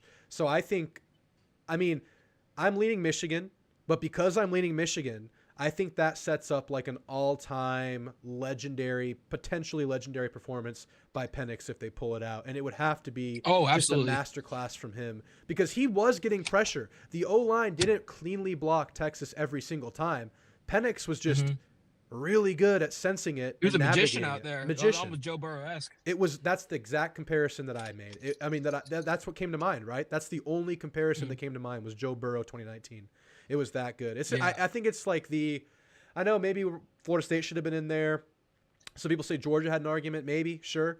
But I think that top 4 that we got is the absolute like entertainment value was just on point with that top 4 and with this championship. Oh, Just so yeah. intriguing. Just such good matchups. It really played out right. It played out well in that on that front, the entertainment front. I just get nervous because it seems like remember last year we had 2 great semis as well, and then there was a blow. I don't think Washington gonna get blown out. I think they have a lot more physicality than TCU did, and Georgia obviously was just a monster of a team last year. Yeah, but it seems like every single year there is a blowout due, whether it's in the semi or the championship. So fingers crossed that the last one, the 4 playoff, doesn't happen. Especially because I think Washington is a really cool team, and would love to see them battle it out whether they win or lose. Yeah. I had fun on Monday. I really did. I had fun with those 2 games. It was riveting. It was great. I mean, the drama was great. Texas ended up losing, so it wasn't like a sour taste in our mouths at the end. It was just it was fun, entertaining football. And I wanted to make this point. After Washington gave them multiple chances too. Oh, I know. Dude, it was scary. Get the ball back and score. I was like a meltdown mode. I was like, oh no, Quinn Ewers legacy drive, here we come. There were 3 minutes left. I'm going to have to hear about this for the rest of my life. Oh, I know.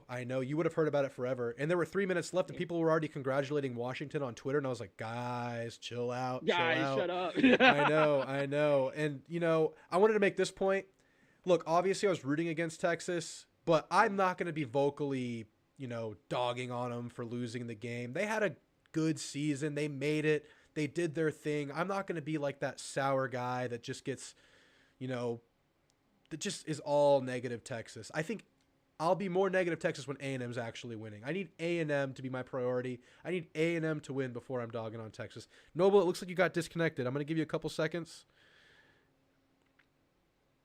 Looks like we might have lost Noble, guys. Oh, Noble, you back with me? Let me get you back in the room. I see you left the room. Perfect, yeah. Well, I'll wrap this up real quick. Yeah, wrap it up, Noble. Yeah. Well, hey, I 100% agree. I think our personality should be, loving A&M more than we hate Texas.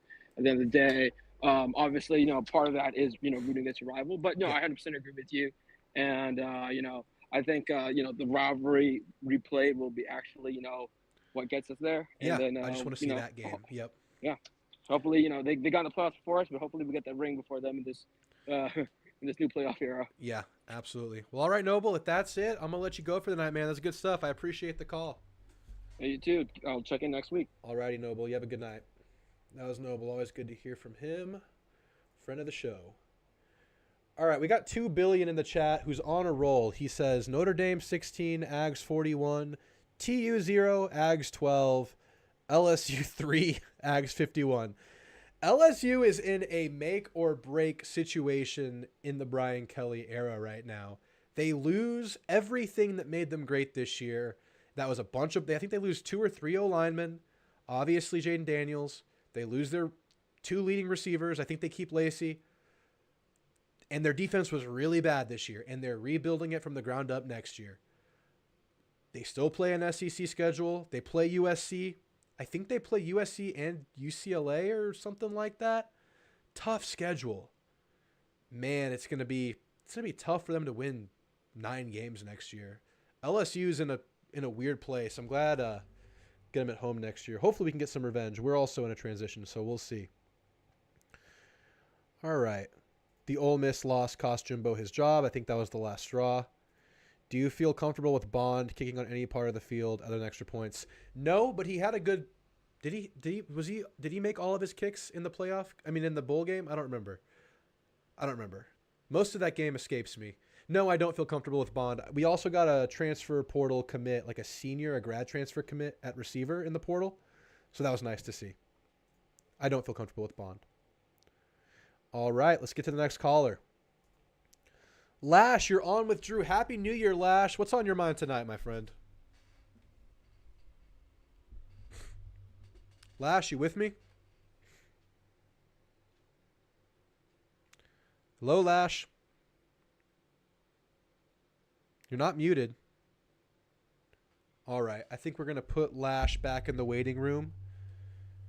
Yeah, we're going to put Lash back in the waiting room. We're going to go straight to Jeb. Jeb, you're not the last caller, but you're on, Jeb. You're back, man. Happy New Year, brother. Right. It's good to hear from you, man. How you feeling? You, man. I'm feeling great, man. I mean, I'm excited for, A&M football till, 7 more months to go? Oh, dude, yeah. I was just thinking about this today, and tell me if you feel the same way. I know it sucks to have a long off season, but it's a new staff that brings a lot of exciting turns and talking points and stuff.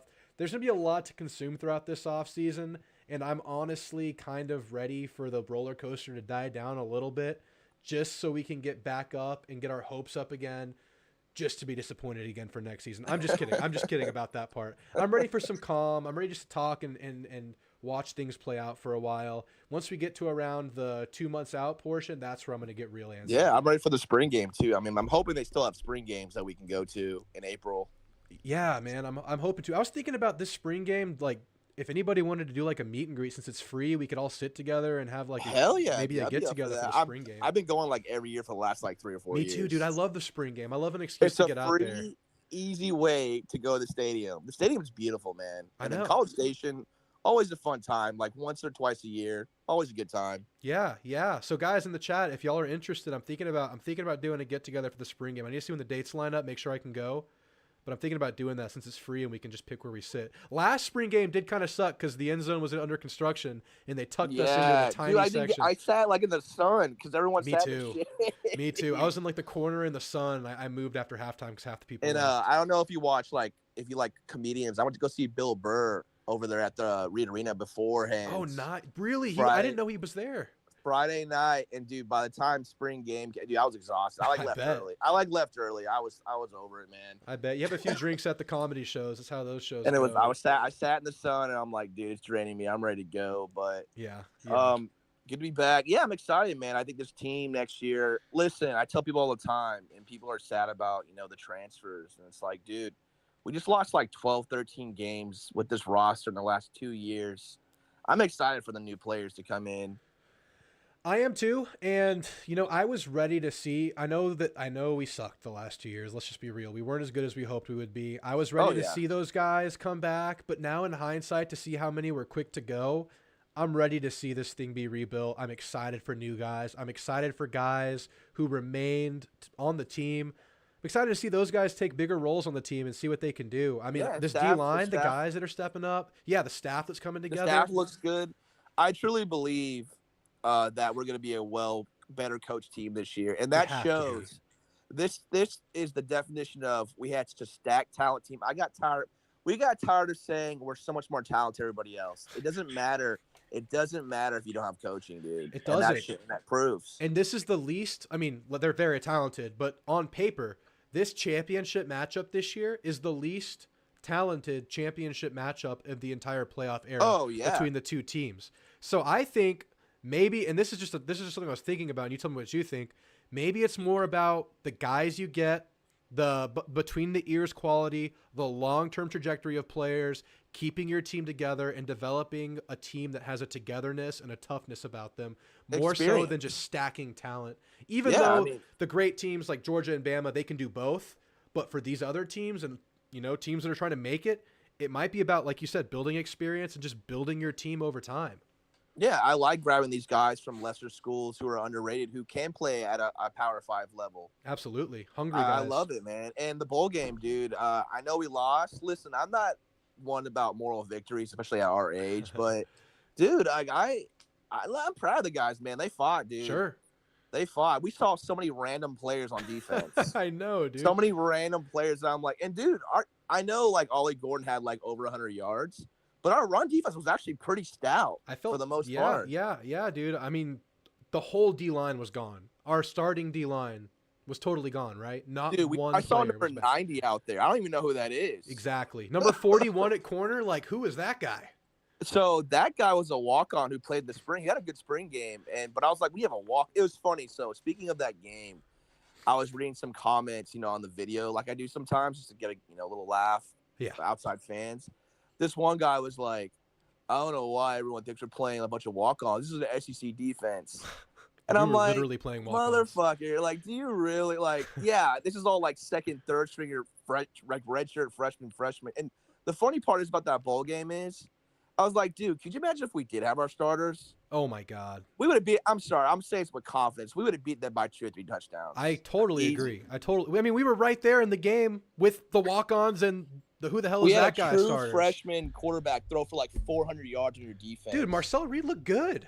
He looked phenomenal, dude. I was shocked. Especially given the circumstances. I think he had the most passing yards in a game of any quarterback this year, didn't he? Did he have like 380 or something? I thought once we went down 24-6, I'm like, this could get ugly at halftime. The third quarter, man. We fought back. If we didn't get down that far, we might have would have had a chance to win. I mean, let's be real. I don't want to point any names, but that fumble really turned the game apart. We were right there about. We were gonna score, dude. We were 100% gonna score. We had all the momentum in the world. That sucked. I felt bad for him. It was Amari Daniels. This is probably one of the games. This is probably the first year I've seen in a long time from A&M football that I've never seen our corners get mossed this bad by multiple teams. Dude, and you know what? It makes you feel like you're playing against superstars, but you're really It's hideous. Not. You're not. These guys are just making grabs over our guys. Every third and long, that dude just threw a fade route, an ugly fade route, and every time they caught it, I was like, what the hell? I think my receivers can't do that. It was getting insane. And it was just funny. It's like, watching the fans. And, dude, have you noticed how chippy the players were, though, at Oklahoma State? Well, dude, I mean, Ollie Gordon is a chip fest. He's I liked him out of high school. I mean, we offered him. I don't think we went after him, but we offered him. He was good. But yeah, he got on my nerves, but he is fun as hell to watch. You never know what the hell he's going to do. Exactly. And I was thinking to myself, we love the energy from these college kids. We love, football's an emotional game, but it's like, I'm like, this team knows, okay, if we as fans know, these guys know they're playing a bunch of they're playing a mop-up roster right now. Calm down, okay? That part annoyed me. And Billy Lucci even brought that up too. Yeah, I was like, I get it. Be happy. It's your last game, emotional. But dude, you're not playing. If we had our full defense and all our wide receivers and running backs, we would have blown them out. And maybe our quarterback, or maybe even our backup quarterback, even though Reed had a good game. Yeah, phenomenal, dude. If he's our third string quarterback next year, we're gonna have a pretty good quarterback roster. Hell yeah, dude. I wanted to make this point too. I love our quarterback room. I love all three of them, but I'll still say this: Connor needs to be healthy, and he needs to be the guy for this team to reach its ceiling.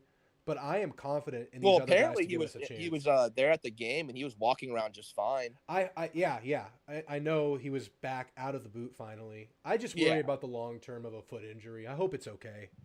Absolutely. And man, I know. And listen, like I've said before, dude, we were just talking about Evan Stewart. It's like, think about it. If he were to return, does he start? Based on what I've seen more production from Moose. You have to start Walker. I've seen more from Walker. I've seen more from Walker. Evan Stewart is what Walker. I mean, Walker was what Evan Stewart was supposed to be for us this year. Just unguardable, making crazy catches, getting separation. The one thing, and even Billy Lucci pointed this out about Evan Stewart, he has a hard time getting off man coverage. Yeah. He doesn't get separation. Walker has to start. I mean, I think that guy's going to have a Malik Neighbors type year. And then Moose is obviously your slot. And then he had to battle out with Noah Thomas on the outside. Yeah. People asking if he's coming back. I mean, I don't know. I mean, I feel like he's burnt bridges. So he's burnt bridges with us so far with his comments. I don't know if he'd be welcome back with happy hands. Yeah, I know. I say if you're back and there's reason to come back and you want to be back, I'm giving anybody a chance. But at this point, I'm not going to be mad. I don't think he's coming back. I personally don't think he's coming back. I think Ole Miss would be a great fit for him. That's a great culture for him with Lane Kiffin and the circus over there. He'll do great there. Yep. I was hoping we'd play Ole Miss next year, but I guess we don't. I know, man. I know. That was a frustrating. That one in Tennessee were my two most. Yeah, painful. The Bama one sucked too. I mean, all three of those losses sucked. So I thought Walter would go back to Tennessee, but I was shocked that he picked Ole Miss. I know.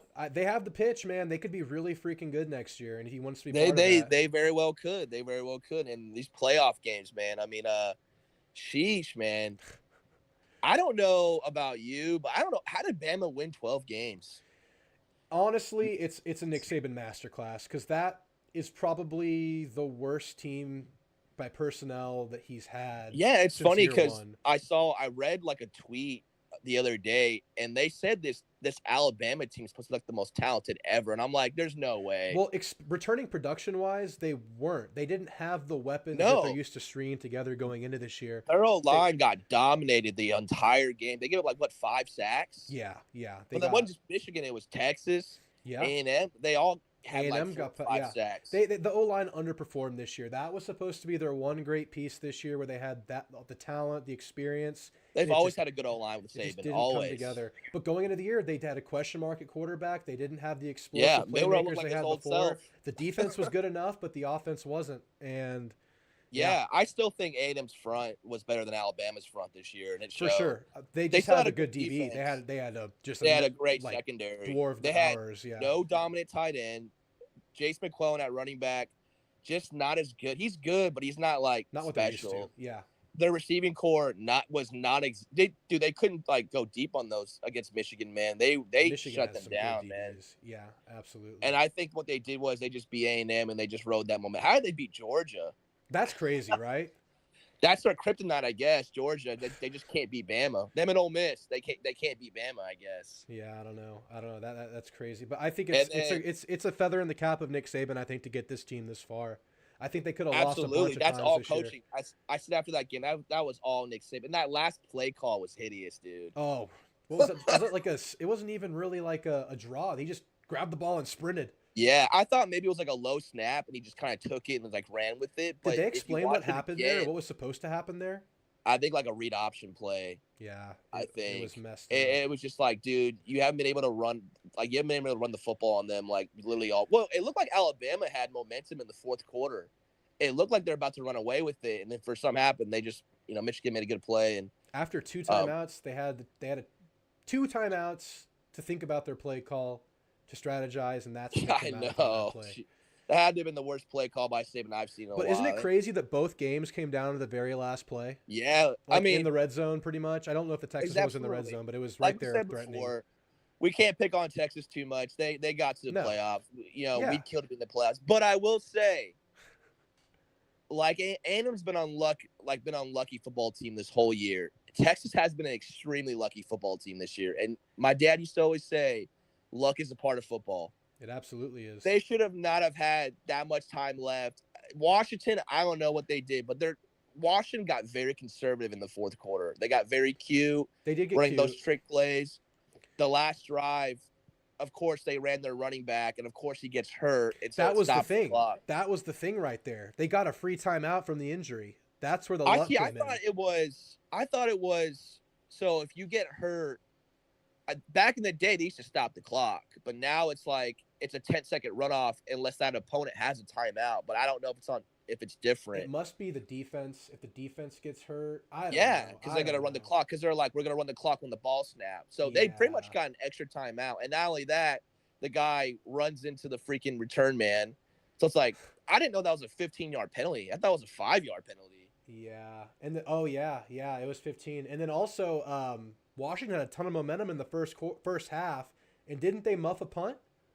I think so. They muffed I the must punt, have and Texas got the ball like at the 25. Yeah, And Texas okay. scored I and must have made- missed that. Yeah, I must they have, like- muffed. Dude, special teams was huge. I think Michigan muffed a punt. I think there was a bobbled snap by Michigan on a PAT, which in a close game is absolutely huge. Like that last caller said, that was the one thing I saw about Texas. They were good everywhere except their secondary. Yeah. And they got dude, I mean, Penix, man, there's some passes that he made that I'm like, I didn't even know they were completed. I was I know, like, dude. someone batted him down, but I was like, no, they carved him up. Those man. receivers have great hands too. It was Penix, but those receivers caught some absolute piss missiles. Those were some crazy. Yeah, balls dude, they that caught. last comeback, and I was like, they're gonna want to see Texas and Michigan in the final. Like, they're gonna want to see them in the final. But dude, I'm super intrigued by Washington versus Michigan. Just the matchup, the styles make fights thing. I mean, I think I think fun-ass Michigan. game. I'm personally going for. My parents live in Seattle. Oh, nice. I'm personally going for Washington, but I think Michigan all around is probably the better team. Yeah. Because I think I read Washington. They have like one of the worst secondaries in the country, apparently. Yeah. And it was funny. I remember we were talking about it earlier before. Washington gave the ball back to Texas. I remember the announcers were already calling it game. Like, it looks like Washington's gonna be next. The next championship team. But Yep. that last drive. Listen, and I've talked to some of my UT buddies about the game, and they're all not happy with Quinn right now, man. I know, and I think he's going to be their guy next year. I think Quinn has all the tools, but You know what's even funnier is like watching when they showed like his tent when all the announcers were pretty much like all the the camera people were all talking to Arch instead of him. Oh yeah, that's funny. But you can't tell me Quinn wasn't concussed down the stretch of that game. Oh yeah, The blank look on his face. He played terrible the first like 3 quarters, but in the fourth quarter, that last drive, he made some clutch throws. But yeah, and it was loopy. I mean, he hit his head on the ground, and he was just like out of it. There's blank. The play calling was bad at the end too. I mean, they call a screen with like a screen with 10 seconds. Like, dude, what the hell are you doing? I don't know why they don't get AD more involved. That guy is ridiculous. Why do you throw a slant like to the freaking Mitchell guy, the big receiver? That's what I'm saying. In the middle of the should field, be involved in every big play of your game plan. That guy. But Quinn has the tangibles, man. Like, dude, he throws a pretty deep ball. He's accurate for the most part. Yeah. I just think from what I've heard from my UT friends is like they don't think he has like the dog in him. That's what quote unquote they said. They don't think he has like Look, that. he's their quarterback next year. I'm pretty sure. I think he definitely. Do you think he leaves though? I don't think he goes pro. I don't think he can go pro. He shouldn't go. He shouldn't go pro. But do you think he goes to another school? Oh, that's an interesting point. That's a you hot never take. know. You never know. Because you think Arch is going to sit one more year. I know people say, oh, he's going to sit for one more year and develop. But the way they're, broadcasting that guy, it's like, you think he's going to sit for one more season? Here's my thing about Arch. I don't know his personality, but I know if you're going to a school, first of all, you're making a ton of money by going there. But second of all, if you go to a school that has Quinn Ewers and a really good, what's his name, Malik Muhammad, what was his name? The other good backup.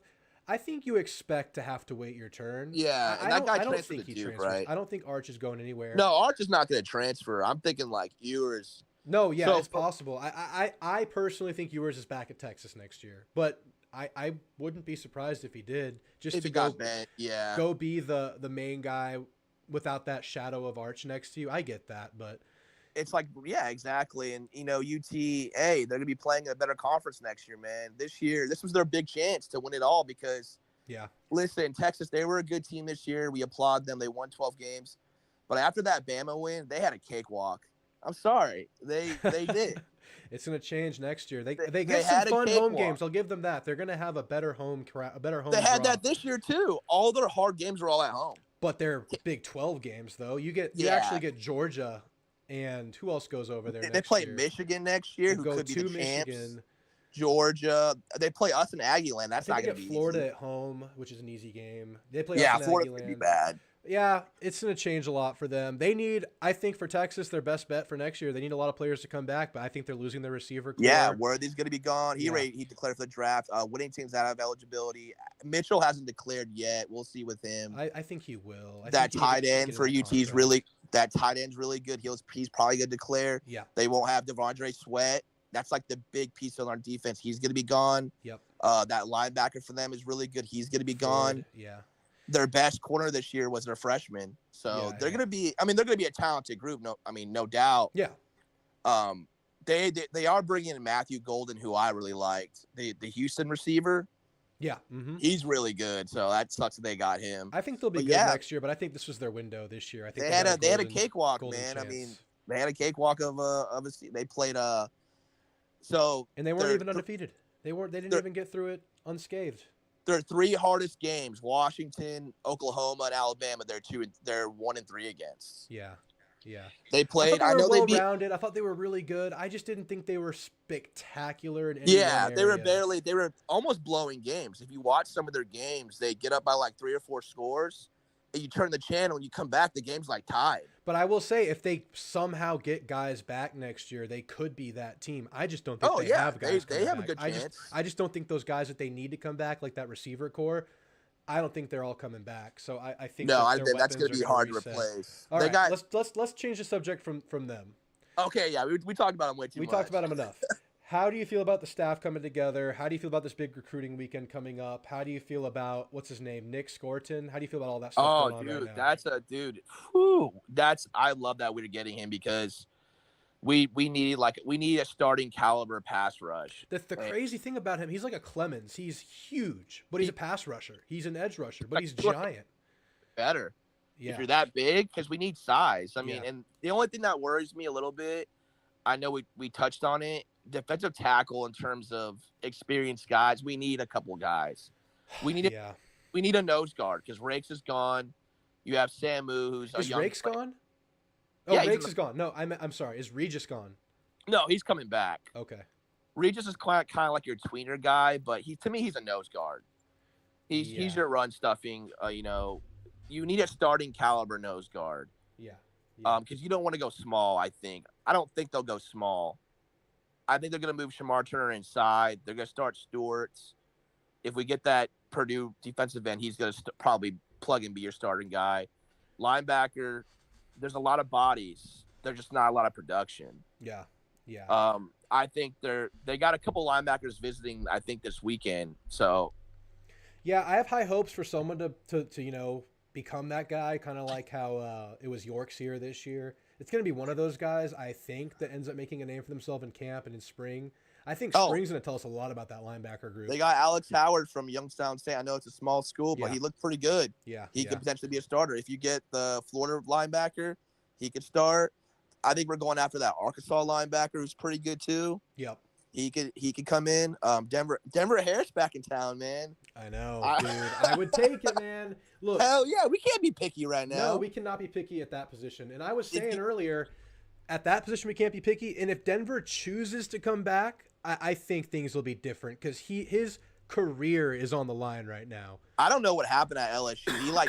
He played a couple games here and there, but I don't know what they did with him. I don't know what happened. But I remember watching him in 22, and they even said, like, his grade score, he rated, like, the best freshman corner in college football that year. And that's why I was bummed when he left. He would have been easily a starter. And I know it's silly to say, but we were, like, a cornerback away from being, like, probably, like, a 9-win team. This year? Yeah. Dude, absolutely. Corner lost the Bama game and definitely lost the Ole Miss game. It's and there's your 9 wins right there. It's that a ridiculous one position. take. It's a ridiculous Absolutely. take, but you're not the first one even tonight to suggest that having subpar corner play can lose you a game despite whatever else you have going on. Because you had Chappelle, and then your other side was just completely bad. I mean, like, not just average, like bad. Before Deuce came in, it was bad, and then it became your corners were okay when you had Deuce and Chappelle for like that short period of time, but that was only for like 2 games. Yeah, and I blame the previous coach staff for not recruiting many corners in this class and not getting more than we had gone. Yeah, it's like, dude, we need a bunch of more corners. We were not nearly active enough last year going into this year in the portal, none of our portal guys or at corner. None of our portal guys made an impact. If you look at it, Grimes is now gone. He didn't even play. The J.D. Davis guy's gone. Didn't really play. DeBerry was playing out of position. Walker's probably the best portal guy we got. The Kentucky receiver didn't play. He had 1 catch. Yeah. Now he's going to be at Arkansas. He already transferred, yep. The Boston College offensive lineman we got didn't even play the entire year. I think he was like hurt the entire year. I always saw him in a jersey. Yeah. So none of those guys made an impact whatsoever. Running back, we didn't listen, I like what I saw from David Bailey. We didn't even use him. I know. We didn't use him until Jimbo was gone. Yeah, basically, he was supposed to be your short yardage power back, and we didn't use him whatsoever. So I thought he had another year left, but apparently he didn't. No, he nice to see him come back. Him and DeBerry don't have any. Klein would have used the hell out of him. Oh, absolutely. Yeah, that's too bad. We need a physical back. We need another big bruising back to go. That's what Theo was saying. That's another position that scares me a lot. It's like we only have 3 scholarship running backs. We didn't get a single high school running back whatsoever. Yep. If you get Bussy, you can throw him back there in situations. If you need him. I mean, like we all talked about, like that one dude just talked about. When I look at Bussy, he doesn't look like a corner to me, man. He's very small. I keep calling him a corner because that's what we recruited him as, but you're right. He could play wherever you need him, really. Right, and it depends on how the portal looks. If we take we're after a bunch of corners. Yeah. If we take 3 or 4, I think you move him to receiver and make him a slot. Let me ask you this, Jeb. We had pretty much all of our corners, like long tenured corners, not young guys, transfer out. I mean, Chappelle, Deuce, Tony Grimes. Were they told that they're going to be active competition or something? Now I think so, because if you look at it, no one's really stolen the job. Like Chappelle, as much as I read about Chappelle coming to this year, he wasn't really that good. He wasn't a liability like DeBerry was, but he wasn't special. He wasn't special, but I like Chappelle. I thought you could if he would have come back, I would love for him to come back because he's in the portal right now, but I don't know. He hasn't committed to anybody. I would love to have him back, but it's like, can he be replaced? Yes. Yeah, for sure. More talented guy for sure. he had a very, and I don't know if it was just the whole secondary, but he definitely wasn't as good as what his sophomore season was. Yeah, yeah. Can you imagine if next year Denver Harris is our starting corner? Could you imagine how crazy Love that it. would be? I would And take it. Julian Humphrey, the Yeah. other corner from Houston who played at Georgia. I think he's visiting too. Yeah. So you get him. I know we offer the TCU corner, who's committed to TCU right now from like California. Yeah. I like him a lot because I know Elko, he likes tall, rangy, and that's why we like tall, rangy corners. Yep. Because in that game against Oklahoma State, all our corners were all Jump pretty ball. short. Yep. Mm-hmm. When you're 6'2", 6'3", you're not gonna get freaking Haas. All right. Most of the Someone time. in the chat says, "OMG, y'all are such homers. Texas will be better next year. Stick to Aggie content. Y'all don't know what you're talking about."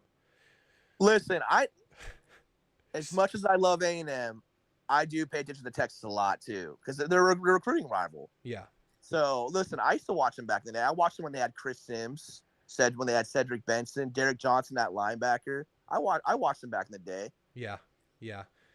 He thinks we don't know what we're talking about. He thinks they're back next year. Oh no, I'm saying they very Yeah. well could be good. They could very well win the SC next year for all we know. Yeah. I'm yeah. just saying is you're not going to be playing the cupcake Big 12 anymore. You're going to be playing SEC teams now. Right. So I know you can say, "Oh, we beat the SC champs." We get it, but I'm saying is in my defense, it's a great win. Don't get me wrong, but you played Alabama at the best time. Yeah. They had no identity whatsoever. It's very true. It's very true. But hey, congrats. They did Hey, it though. They did it. They did it. Yeah, you went to the playoffs. Hey, man, we're jealous of that for sure. We envy that. That's Yep. where we want to be. Yep. Yep. You got there. Hopefully next year we'll see you in Aggie Land and we'll be talking. Yeah. Yeah. First of all, if you're a Texas fan, why are you even watching this channel? That's what I don't get. Hey, we love outside fans. We love the opinions. We love, if you're a nice fan, come here talk. But you're here. Yeah. But why, if A&M fans are so addicted to Texas fans, then why are you watching this channel? It makes no sense.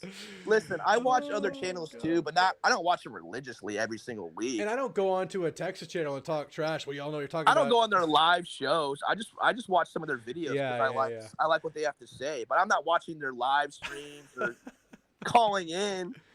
You think they care about what I have to say? I'm not even a fan. Exactly. But no, I know more about Texas football than you think. I grew up watching. We grew up watching the rivalry growing up. Yeah, sure. And We it's pay funny attention. We see what's going on. Hey, I mean, we're in Texas. We live here. We see it all. Yeah, Texas was in the same boat as A&M. They had so much talent with Mac Brown, but they never developed it. And then they finally got Sark. Before that, dude, I think Texas has had more losing seasons in the 2000s as A&M has. They've had 3 5-7 years, right? 3. Yeah, and then Sark was 5-7 in 21. UT went back-to-back 5-7, which A&M has never done. When they had Charlie Strong, they had 3 losing seasons. I think Mac Brown's last year they went 6-7. Yeah. To finish out the year. So I get it. History, they always say history-wise. Well, what about history this? Yeah. The last decade, you guys had 4 or 5 losing seasons. Yeah. I don't get it, man. But that's just the part of being a football fan, man. We got to go back and forth and know each other. Yeah. I'm excited for the rivalry, man. I know people are like, it doesn't benefit us. You'll have other fans that'll be like, even my A&M buddies are like, I don't get why we're playing Texas. It doesn't benefit us. It doesn't matter, dude. If it benefits us, it's for bragging rights. I want to play the freaking game. I want to see it happen. We grew up watching that game on Thanksgiving, man. I'm excited. Dude, I'm so excited. I mean, if they get their bragging rights, so be it. But damn it, we're going to go for our bragging rights. And if we get them, you're going to hear about it. I will say, though, I am going to miss playing LSU on Thanksgiving because that's what we've been used to. I was getting so used to it. Dude, there is nothing like the Saturday after Thanksgiving, a night game versus LSU, whether you're at the game or with family watching on your patio or whatever you're doing, Thanksgiving weekend, watching A&M versus LSU. I'd grown accustomed to that over the last 10 years. And don't act like UT fans don't trash A&M. UT fans trash A&M all the time. I see them on the videos all the time. All the time. It's just a part of the rivalry, man. It's just okay, how it goes. Admit it. We both watch each other. We're allowed to talk about you. We're allowed to make our opinions. We'll have our opinions about your team. It's how it goes. We're very passionate, man. I'm excited for next year, dude. I think this is going to be a well-coached team. And now with the playoff expansion, dude, we can go 9-3 and still get into the playoffs. It's possible if you win Very the right possible. games and lose the right games. I think, and how everything else shakes out. Yeah, sure. Why not? I think 10 games is like a guarantee, right? 10 wins is a guarantee. Oh yeah, if you go 10-2, you're guaranteed again. You'll be a top 12 team. 100%. And then you have like fringe chance at 9 wins. I didn't watch many bowl games this year though. Did LSU win their bowl game? They beat Wisconsin, right? Yeah, they beat. I think they beat Wisconsin. Yeah. I was watching that game on a plane. I watched like the first half and then. Oh shoot, they gotta do something about bowl season, man. I miss watching bowl season as a kid. Some people say to move the bowl games to like the first game of the year or something like that, make it actually count towards your record. I don't know. Really? Because that's what someone was basically suggesting that. bowl season pretty much is like an extra exhibition match at this point. Yeah. Doesn't really mean much, but I still had fun watching the A&M Oklahoma State game. I actually stayed up late to watch it. Yeah, I did too. I was like in my bed about to go to bed. I was watching. That's like the only time I've watched TV from bed was watching that game laying in my bed. Absolutely, man. I'm super excited for next year. I think the coaching staff looks good. We have a bunch of guys visiting. If we can get pieces from the portal, I think we're going to be, I don't want to be too optimistic, but I think we'll be a pretty scary team. Yeah, I think so too. I like that we're not going to have the big expectations next year. We shouldn't. You're not going to know what to expect from us at all next year, and I think that's to our advantage. Basically, man. But of course, there's always the language barrier of getting first-year coaches. There's always the culture shift that works against you, but then the surprise factor works for you. So I mean, he has the players, especially on offense. We have the coordinator. We have the players to be really good. I mean, Absolutely. You got Wigman back. You got 3 good quarterbacks from what it looks like. You got 3 solid running backs. Yeah. Offensive line, you have multiple starters. Yep. I mean, shoot, how can he be bad? Hey, we saw Ruben play at guard. That was crazy. I was like, what is happening right now? I don't know if it was just weird. I mean, Dude, okay, so 41, we saw 90. The 12th man started the game. Hey, it's like he was player of the game. He was awesome, dude. He played graded like so 90 good. on PFF or something like that. Yeah, he led the defense in tackles. Yes. I was like, and dude, that quarterback for Oklahoma State, dude, we could have had like 4 picks in that game. I know. He tried to that give us the guy ball. was just throwing the ball up, man. He was just throwing it into spaces, and our DBs are just so small and, let's just be real, not good. Their guys just grabbing it over us. Dude, it was we had a crazy. walk on corner playing, and then it was just funny reading those comments after the game, man, because I was like, these people, that just shows you that people like don't watch teams like outside of their own, they don't really know what's going on. I mean, they even said it in the beginning of the game that we were missing a bunch of starters. My thing is, I wonder if Shamar Turner comes back, because they said, that I think he's a pro prospect, but it's like I think they said he hasn't really been practicing on the bowl, the bowl practices. He hasn't really been practicing, so yeah, I don't know if he's like injured. I don't know. Lucci did say he feels pretty good about him coming back, but not like a sure thing at all. Right. Yeah. He's your main source guy, man. So, I mean, those pieces, we just need to add. I'm loving the D-line if he's back. And you know who I really like is 99, Gabriel Brownlow-Dindy. Dude, he played doesn't well. play that much, but every time he's in there, he gets a push. Why does he not? Why don't I don't they know. like him? I want to understand why he didn't play much at all this year down the stretch. He looks like a beast every time he's out there. He was the main reason why our run defense was playing so good that game. Him and DJ Hicks. Pushes O-lineman back. Yeah, him and DJ Hicks, when they played together, it was awesome. I think they're probably going to move. If Turner comes back, they'll move Turner inside. I mean, Shamar Stewart, that was the one thing in the game is like our pass rush just wasn't there. We just couldn't get home. It wasn't there. But I do like Shamar Stewart. I think he's just like a hair away from being a good pass rusher. He's just maybe one more off-season cycle away. Maybe one more, spring and fall camp away from being a really good pass rusher. You know who looked kind of good in the game too? That made a good play was that Kennedy guy. 15? He made that big run stop. Yeah, he looked good too. He looked big out there. He looked stout. So if you get this Purdue end and then you keep Scylla, you keep White, you keep him, and you bring in Solomon Williams, who I think is really good. Yeah. You're gonna have a pretty good defensive end group. You just got to worry about Evans coming in. I think Dalen Evans might be a little bit behind the 8 ball because he just had knee surgery. He might take time. He might be maybe a guy that doesn't make a splash right away, but it's a good talent to get in there. I like it, man. I think the starting 4 is good, and I think like you've been getting at, you just need tackle depth and we need a nose guard and we need a defensive tackle. We need at least about 2, in my opinion. You need about 2 quality, like not quality, but like very experienced. Yeah. And I D keep trying to tackles. bring them up. You still have Scylla and White. They're developing. They're going to get bigger. They're going to Yeah. get stronger. Those guys are still there. They're going to be third-year players. So Elko has the pieces to be pretty decent right off the bat. Yeah. I'm thinking maybe like 8-4, 9-3 range, Yeah. possibly. Because, I mean, I said going into this year, I said if Jimbo with this roster, if he goes 7-5 or less, he has to be fired. Yeah. I mean, and it happened. But I think the coaching staff definitely held us back from being a good team. And now I feel good with the coaching staff. We're going to see. I mean, we don't know if the stage is too big for Elko. We'll find out. Yep. I'm excited. Me too, man. Well, Good Jeb, team.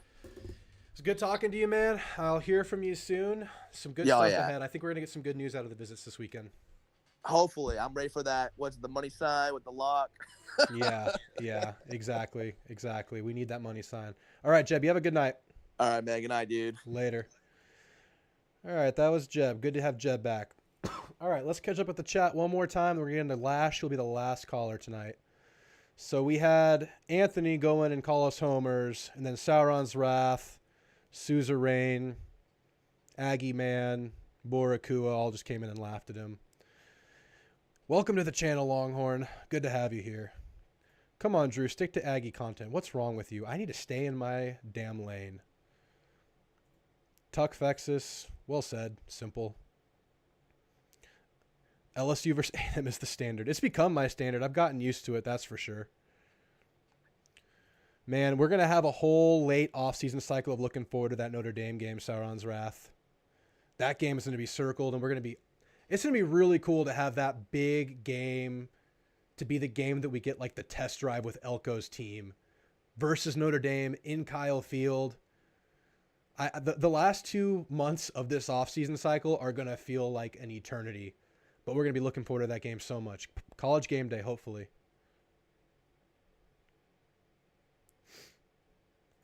Mikey B says, Dream staff, the DC is average at best. Am I wrong?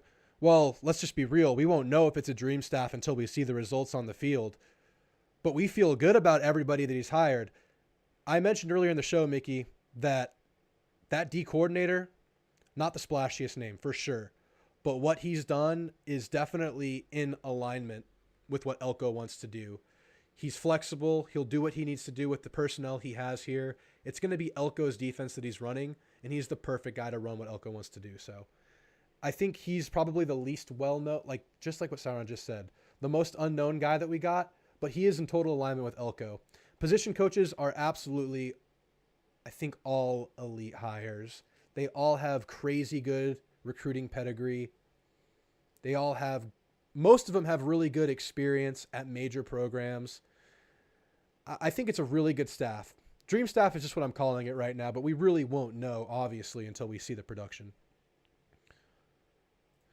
All right. Let's get into Lash, the last caller of the night. Lash, you're on with Drew. Did it work this time, Lash? Hopefully. I got you here, Lash. How you doing, man? Happy New Year. Happy New Year to yourself. How's it going, man? How you feeling about Aggie football? I mean, I'm sure you're happy about the Texas situation. Oh, yes. I think you caught my comment on X. I did. I saw it, and I actually thought about you during that game. I was like, Lash needs this one. Lash has been one of my vocal Aggies, and he needs a win here. Yeah, I just I was like, God, please don't let Washington blow this game now. I was like, yeah. And the way it went down, it was like Texas was given a golden opportunity at the end. So we're just thinking, my goodness, they're getting it. They're getting it right here. It's like I don't remember the guy, but one of the guys that wrote about the game said that Washington just tried like hell to give that game away, and Texas just wouldn't take it from them. I know. It was right there. I don't know why they didn't target that A.D. Mitchell guy more down the stretch. That receiver's freaking good, and they just didn't give him the ball, but I'll take it. Yeah, they didn't have anybody Washington didn't have anybody that could cover them, basically, because sure, absolutely. I looked at that. I'd look at their defensive backs standing next to Mitchell, and they're like a head shorter. I know. And Mitchell was actually getting frustrated out there, visibly frustrated that they weren't looking his And way. then they went to him on the last play, and this defensive back that is going to be film material in every cornerback room. All of that. This is how you play defense without committing PI in the end zone. The timing was impeccable. It was impeccable. Swatted it away like a fly. If he was a second earlier, it was PI, but it wasn't. It was right on time. It was artwork. It was awesome. I mean, and they said like I said, that's gonna be film in every cornerback's room. Yeah. In every major program next year, because yep, that's how you do it. Yep, absolutely. He kind of jumped behind him without making contact on him. Yeah, and then kind of pivoted around him and sweats and slapped the ball away all in one mode. It looked like a ballerina. I know, it was graceful. Pirouette midair. Yep. Well, it went down that way, and now we have Michigan versus Washington. So how you feeling about that matchup? Who do you have in that one, Lash? If Penix throws dimes like he was dropping them on TU, I don't care how good Michigan is. That's the thing, right? They're not gonna beat that guy if he throws because I mean, some of those passes, they couldn't have defended him any better, and he still dropped them right in the bucket. It was like insane. It was total insanity. Yeah. And if he does that against Michigan, that is an all-time, I mean, what do you call this? Postseason run by a quarterback? Yeah. Just the most masterful performance you will have ever seen. Because Michigan, I think they're the second statistically rated. All I can say is if the Bears pass on him for that bozo from Southern Cal who cried in his mama's lap after they lost that one game. Yeah. Oh man. You're a big Bears fan, right? You're from Chicago? I'm actually a 49ers fan, but I'm from Chicago. Oh, okay. Yeah, so you'll still point and laugh if they make that mistake. I was actually in Chicago for New Year's last. It was a great place. Yeah, it's especially if you're anywhere near the lakefront on New Year's Eve. That's where we were. We went to the pier to watch the fireworks on New Year's Eve. It was awesome. They actually shoot the fireworks from barges on the Chicago Really? River. I didn't realize that. It was really cool. It was awesome. Yeah, I don't think I'd live there. I mean, taxes, prices, whatnot. But it was cool to visit. Yeah, that's why Illinois is losing population faster than any other state in the union. They're being taxed to oblivion. Yeah, I'd visit in a heartbeat, and the Bears would make the right choice to go with Penix. So you're picking Penix and Washington to do it then. If he played with that caveat, if he plays like he did against TU, I don't see how you defend that as good as Michigan is. Right. If it becomes a slugfest in the trenches, Michigan wins. Yeah. If it's a shootout, you don't want to get in a shootout with Penix and those receivers. It's a death wish. Yeah, absolutely. Well, Lash, now that that's settled, how you feeling about where A&M is right now with the hires, the portal kind of heating up right now? Yeah, we're at a signing day. How you feeling? I'm kind of taking a wait and see attitude, because if you go by the star ratings, which is kind of that can be a trap in its own right. We're trading down what we've lost versus what's coming in, but these are guys we're getting from the portal that have playing experience, and and at that point you can throw the star ratings out, because you know whether these guys can play or not at this point. Sure. So, but I'm not getting my hopes up yet, because it seems like every time I do, I get hit between the eyes with a 2x4. I know. That's that good old ugly hope rears its head around the corner every time around this year. So I Yeah, don't know. I'm liking. I'm intrigued by it. I like this. I kind of am enjoying the sense of unknown and obviously hopeful mystery. So we obviously have to wait and see. But I think he could be making worse hires. I think we could be doing worse right now. So I'm taking it, you know, cautious optimism as usual. the two scariest words in the English language are hope and potential Oh yeah. when it comes to football. It's just, well, sports in general, but especially football. Talking about potential, you just had some comments about Evan Stewart. I saw in the chat. Where are you at on the whole Evan Stewart saga? I think he's a cancer, personally. He might be, man. Uh, did you hear what he said about the training staff at A&M? Yeah, he said that he hopes wherever he lands next will be honest about diagnoses with him for his mental well-being. Physical and mental Physical health. and mental. Okay. With the little prayer hands at the end. Yeah. I'm I like, don't know, man. Yeah. It makes me wonder potential, people that are potential recruits reading that and saying, maybe I don't want to come here. Yeah, man. I know. I hope these potential recruits have the right guys in their ears too, because that's a bad look. You don't need that kind of crap in your locker room. I don't care how good the guy is. And he hasn't been that good. It's all been potential. Potential. There's that word again. Yep. Mm-hmm. Well, I'm gonna to paraphrase a line from Bull Durham.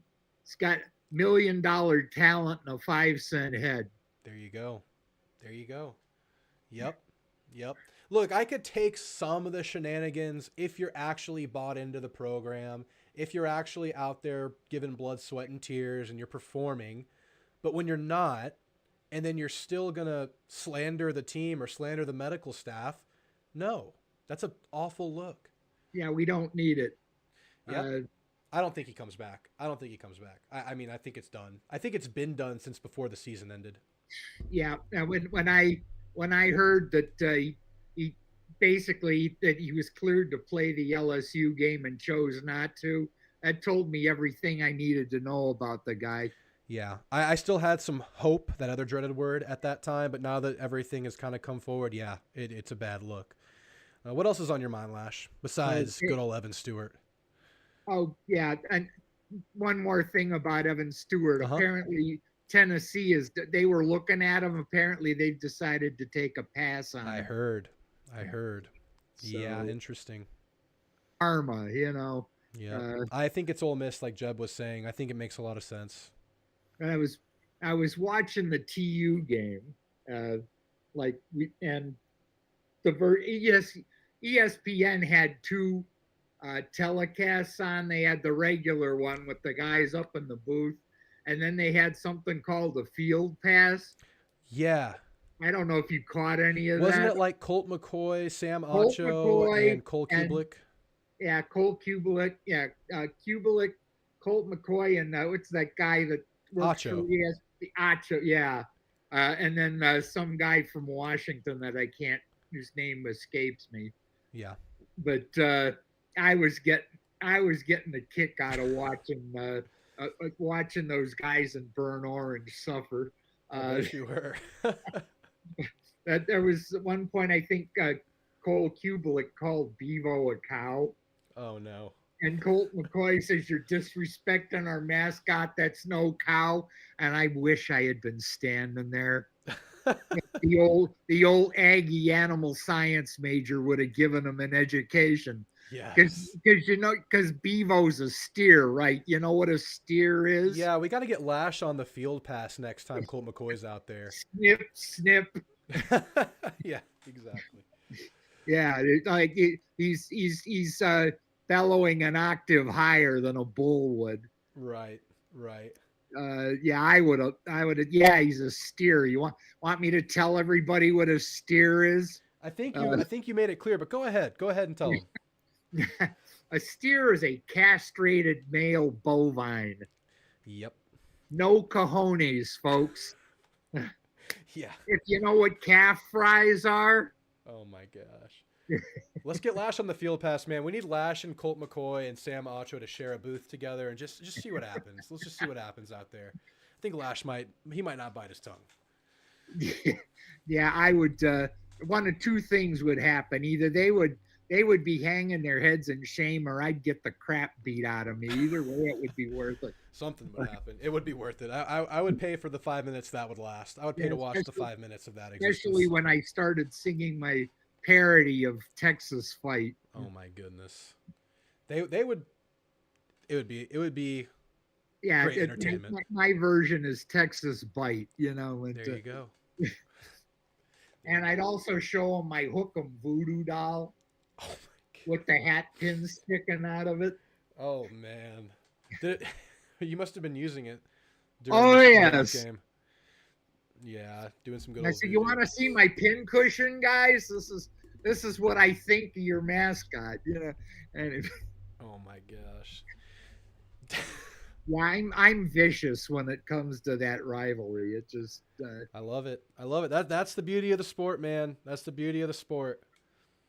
What else you got, Lash? okay, yeah. Uh, the transfer portal. There is a guy coming in. We talked about needing a right tackle. There is Yep. a guy coming in. He's coming in from Temple. His name is Victor Stoffel. He's like 6'8" and 300 pounds. He's highly sought after right now by a bunch of Yeah, teams. there's three. We're in his top three, and the other two are Cal and UCF. Oh, And okay. I don't know how we don't out recruit those two for this guy. Well, there's opportunity like on the roster, and then to play at A&M and in the SEC versus those programs. Yeah, I would And say the we're the only favorites reason from you the go to outside looking Cal in. is for the academics, Right. because they are an outstanding school Yes. academically. But UCF, I'm not seeing what the attraction. I'm not casting aspersions on them, but I don't know. I know what the attraction at Cal is. I'm not sure, other than it's in Florida, what the attraction with it is with UCF. But A&M, I mean, we got the facilities. We got, I believe we have the coaching. We definitely have the NIL money. I mean, and academically, we're no slouch as far as public schools go. Sure. I think the only state school in the country that's rated higher than we are is North Carolina Chapel Hill. Yeah. Wow. It's like, come on down, Victor. We can use you. I would take it, man. That's a position of need. It's an area I wish Jimbo would have attacked last offseason, but he didn't. I think that's one of the most, for the amount of demand, there's the least amount of supply at that particular position group. Yeah. And to get a guy like that would be massive. And you said he's visiting this weekend? Get him in the weight room. Yeah. And put like 20 more pounds on the guy. Yeah. Because 6'8", 300, that's light for a guy that size. Yeah. Yeah, sure. We need all the bodies we can get there. I think right now, maybe 2 surefire tackles, and then maybe 3 if Ruben Fothery's back into form. Yeah, you need someone. I think if they bring Stoffel in, he starts right away. Really? Okay. I mean, interesting. I mean, if he's got as much talent as he has size, who else have they got that's that size? I mean, and we don't exactly have a small offensive line. Yep. DNL PLRS, I just call him DNL. He says if we start winning, the NIL money donations will skyrocket even higher. Yeah, that's right. And we've always recruited pretty well without winning at the highest level. Imagine if we actually put a good season together under Elko in year 1. 2025 could be special. What we've done up to this point under Fisher is recruit but not develop the talent. Exactly. I think Elko could develop the talent. I mean, he won at Duke, for crying out loud. Sure.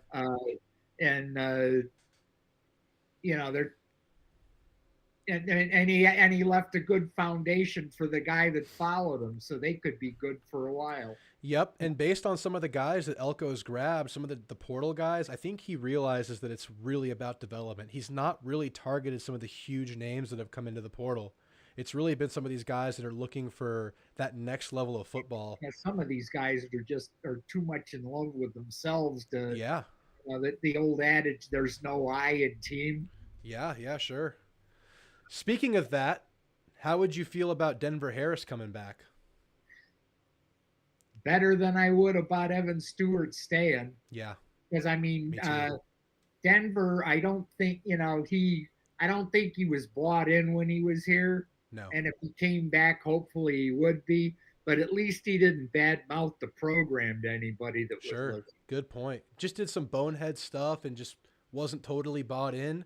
But what I've been saying is his college career and his football career, it's really backs against the wall right now. He needs to make a name for himself to Yep. get his NFL stock up. Yeah, doesn't he have like 1 year eligibility left? I So think so he it has may 2. be I don't gr- think he played this year. okay. Or he has 2 or 3. I don't know. But he needs to start now. Yeah, it's make or break for this dude. He's running, the clock isn't, time does not run backwards for anybody. And as I think about it, I really like what him and the new strength and conditioning coach, that pairing. I think Denver could use a guy like Tommy Moffitt to get him into shape, to get him mentally right. Yeah, that's right. I'd love this guy Stoffel to come in and Moffitt to get a hold of him too. Yeah. Oh yeah. Man, this He could Moffitt have guy's gonna be he such a could have boon for this first-round program. Draft pick by the time that guy left. I know, man. All that potential, man. I know. Yeah, it's gonna be interesting to see how it plays out. You said that guy is visiting this weekend? Yeah, I believe so. Yeah. Okay. Soon. Like I said, he's got his top 3. He says. Yeah. For the article I read, are Russ, Cal, and UCF. Nice. And I'm like, I don't see any of these blue blood programs in there. Right. Although you never know who's going to sneak in there at the last minute. But I think if we can get this guy down here and sell him on the place, plus he's got a good chance of starting next year. Yep. And that's what we did today with that Nick Scorton guy out of Purdue. He visited today, got the crystal ball during the visit. Yeah, that guy is a stud. He's a stud. And say what you will about Purdue, they did have a good pass rush this year, and he was their best pass rusher. They've had good defensive linemen there for the last couple of years. Like I can't remember the guy's name, but it's a mile long and it's very Greek. Yeah. But he got drafted. He's starting where he's playing. Yeah. Man, I would be thrilled. That guy has day one starter potential too if he comes. Oh yeah. Mm-hmm. And then if we get some of the people that we're bringing in and they pan out, then maybe we can say Walter who. Yeah, exactly. I hope we can. I don't like the way that thing went down. Oh yeah, Just going to Ole Miss yeah. of all. The only place would have been worse would have been going to TU. Yep, that's literally the only place worse he could have gone. I mean, even Alabama would have been better just because. I would have understood it. Yeah. Yeah, because Nick Saban, as much as I can't stand Alabama, Nick Saban is a class act. Lane Kiffin is a face I just want to punch. You know what I mean? Yeah, I know. That's the painful part about them getting him is that he's going to Lane. That's it. Well, we'll see how it plays out, Lash. Any closing thoughts, Lash, before we get out of here? No, not really. I just I hit everything I wanted to hit. I got all my shots in at TU that I wanted to get in. Yeah. I mentioned Victor Stoffel, who I'm surprised nobody else brought up because a couple of your other regular callers are more up on that stuff than I am. Yeah. But and then the whole Evan Stewart thing. He's like, to go back to my Chicago days, and I know it's a different sport, but he's like the Dennis Rodman of the Aggie locker room. I know, absolutely. And the only guy that could keep Rodman in check was Michael Jordan. And I don't think we have any Michael Jordans in our locker room. Nope. It's different in pro sports, man. You got those guys that can kind of just command that respect, and I don't think that's how it goes here. But all right, Lash, man, it was good to hear from you tonight. I hope you call back again, man. Hope you had a great start to your new year, And I hope you enjoy the game on Monday. It's going to be a good one. You lost. That's the best start I could have. Yeah, exactly. Have a good one, Lash. Yeah, you too. Later, man. All right, that was Lash. Great as usual. Guys, I appreciate you sticking with me on this long show. We had a good turnout considering the year's done and we're going into the off season. We're going to keep doing these throughout the entirety of the off season if you guys want to keep tuning in. Guys, I'm going to get out of here. I'm tired. It's getting late. I appreciate you guys. I'll see you guys very soon. Gig 'em.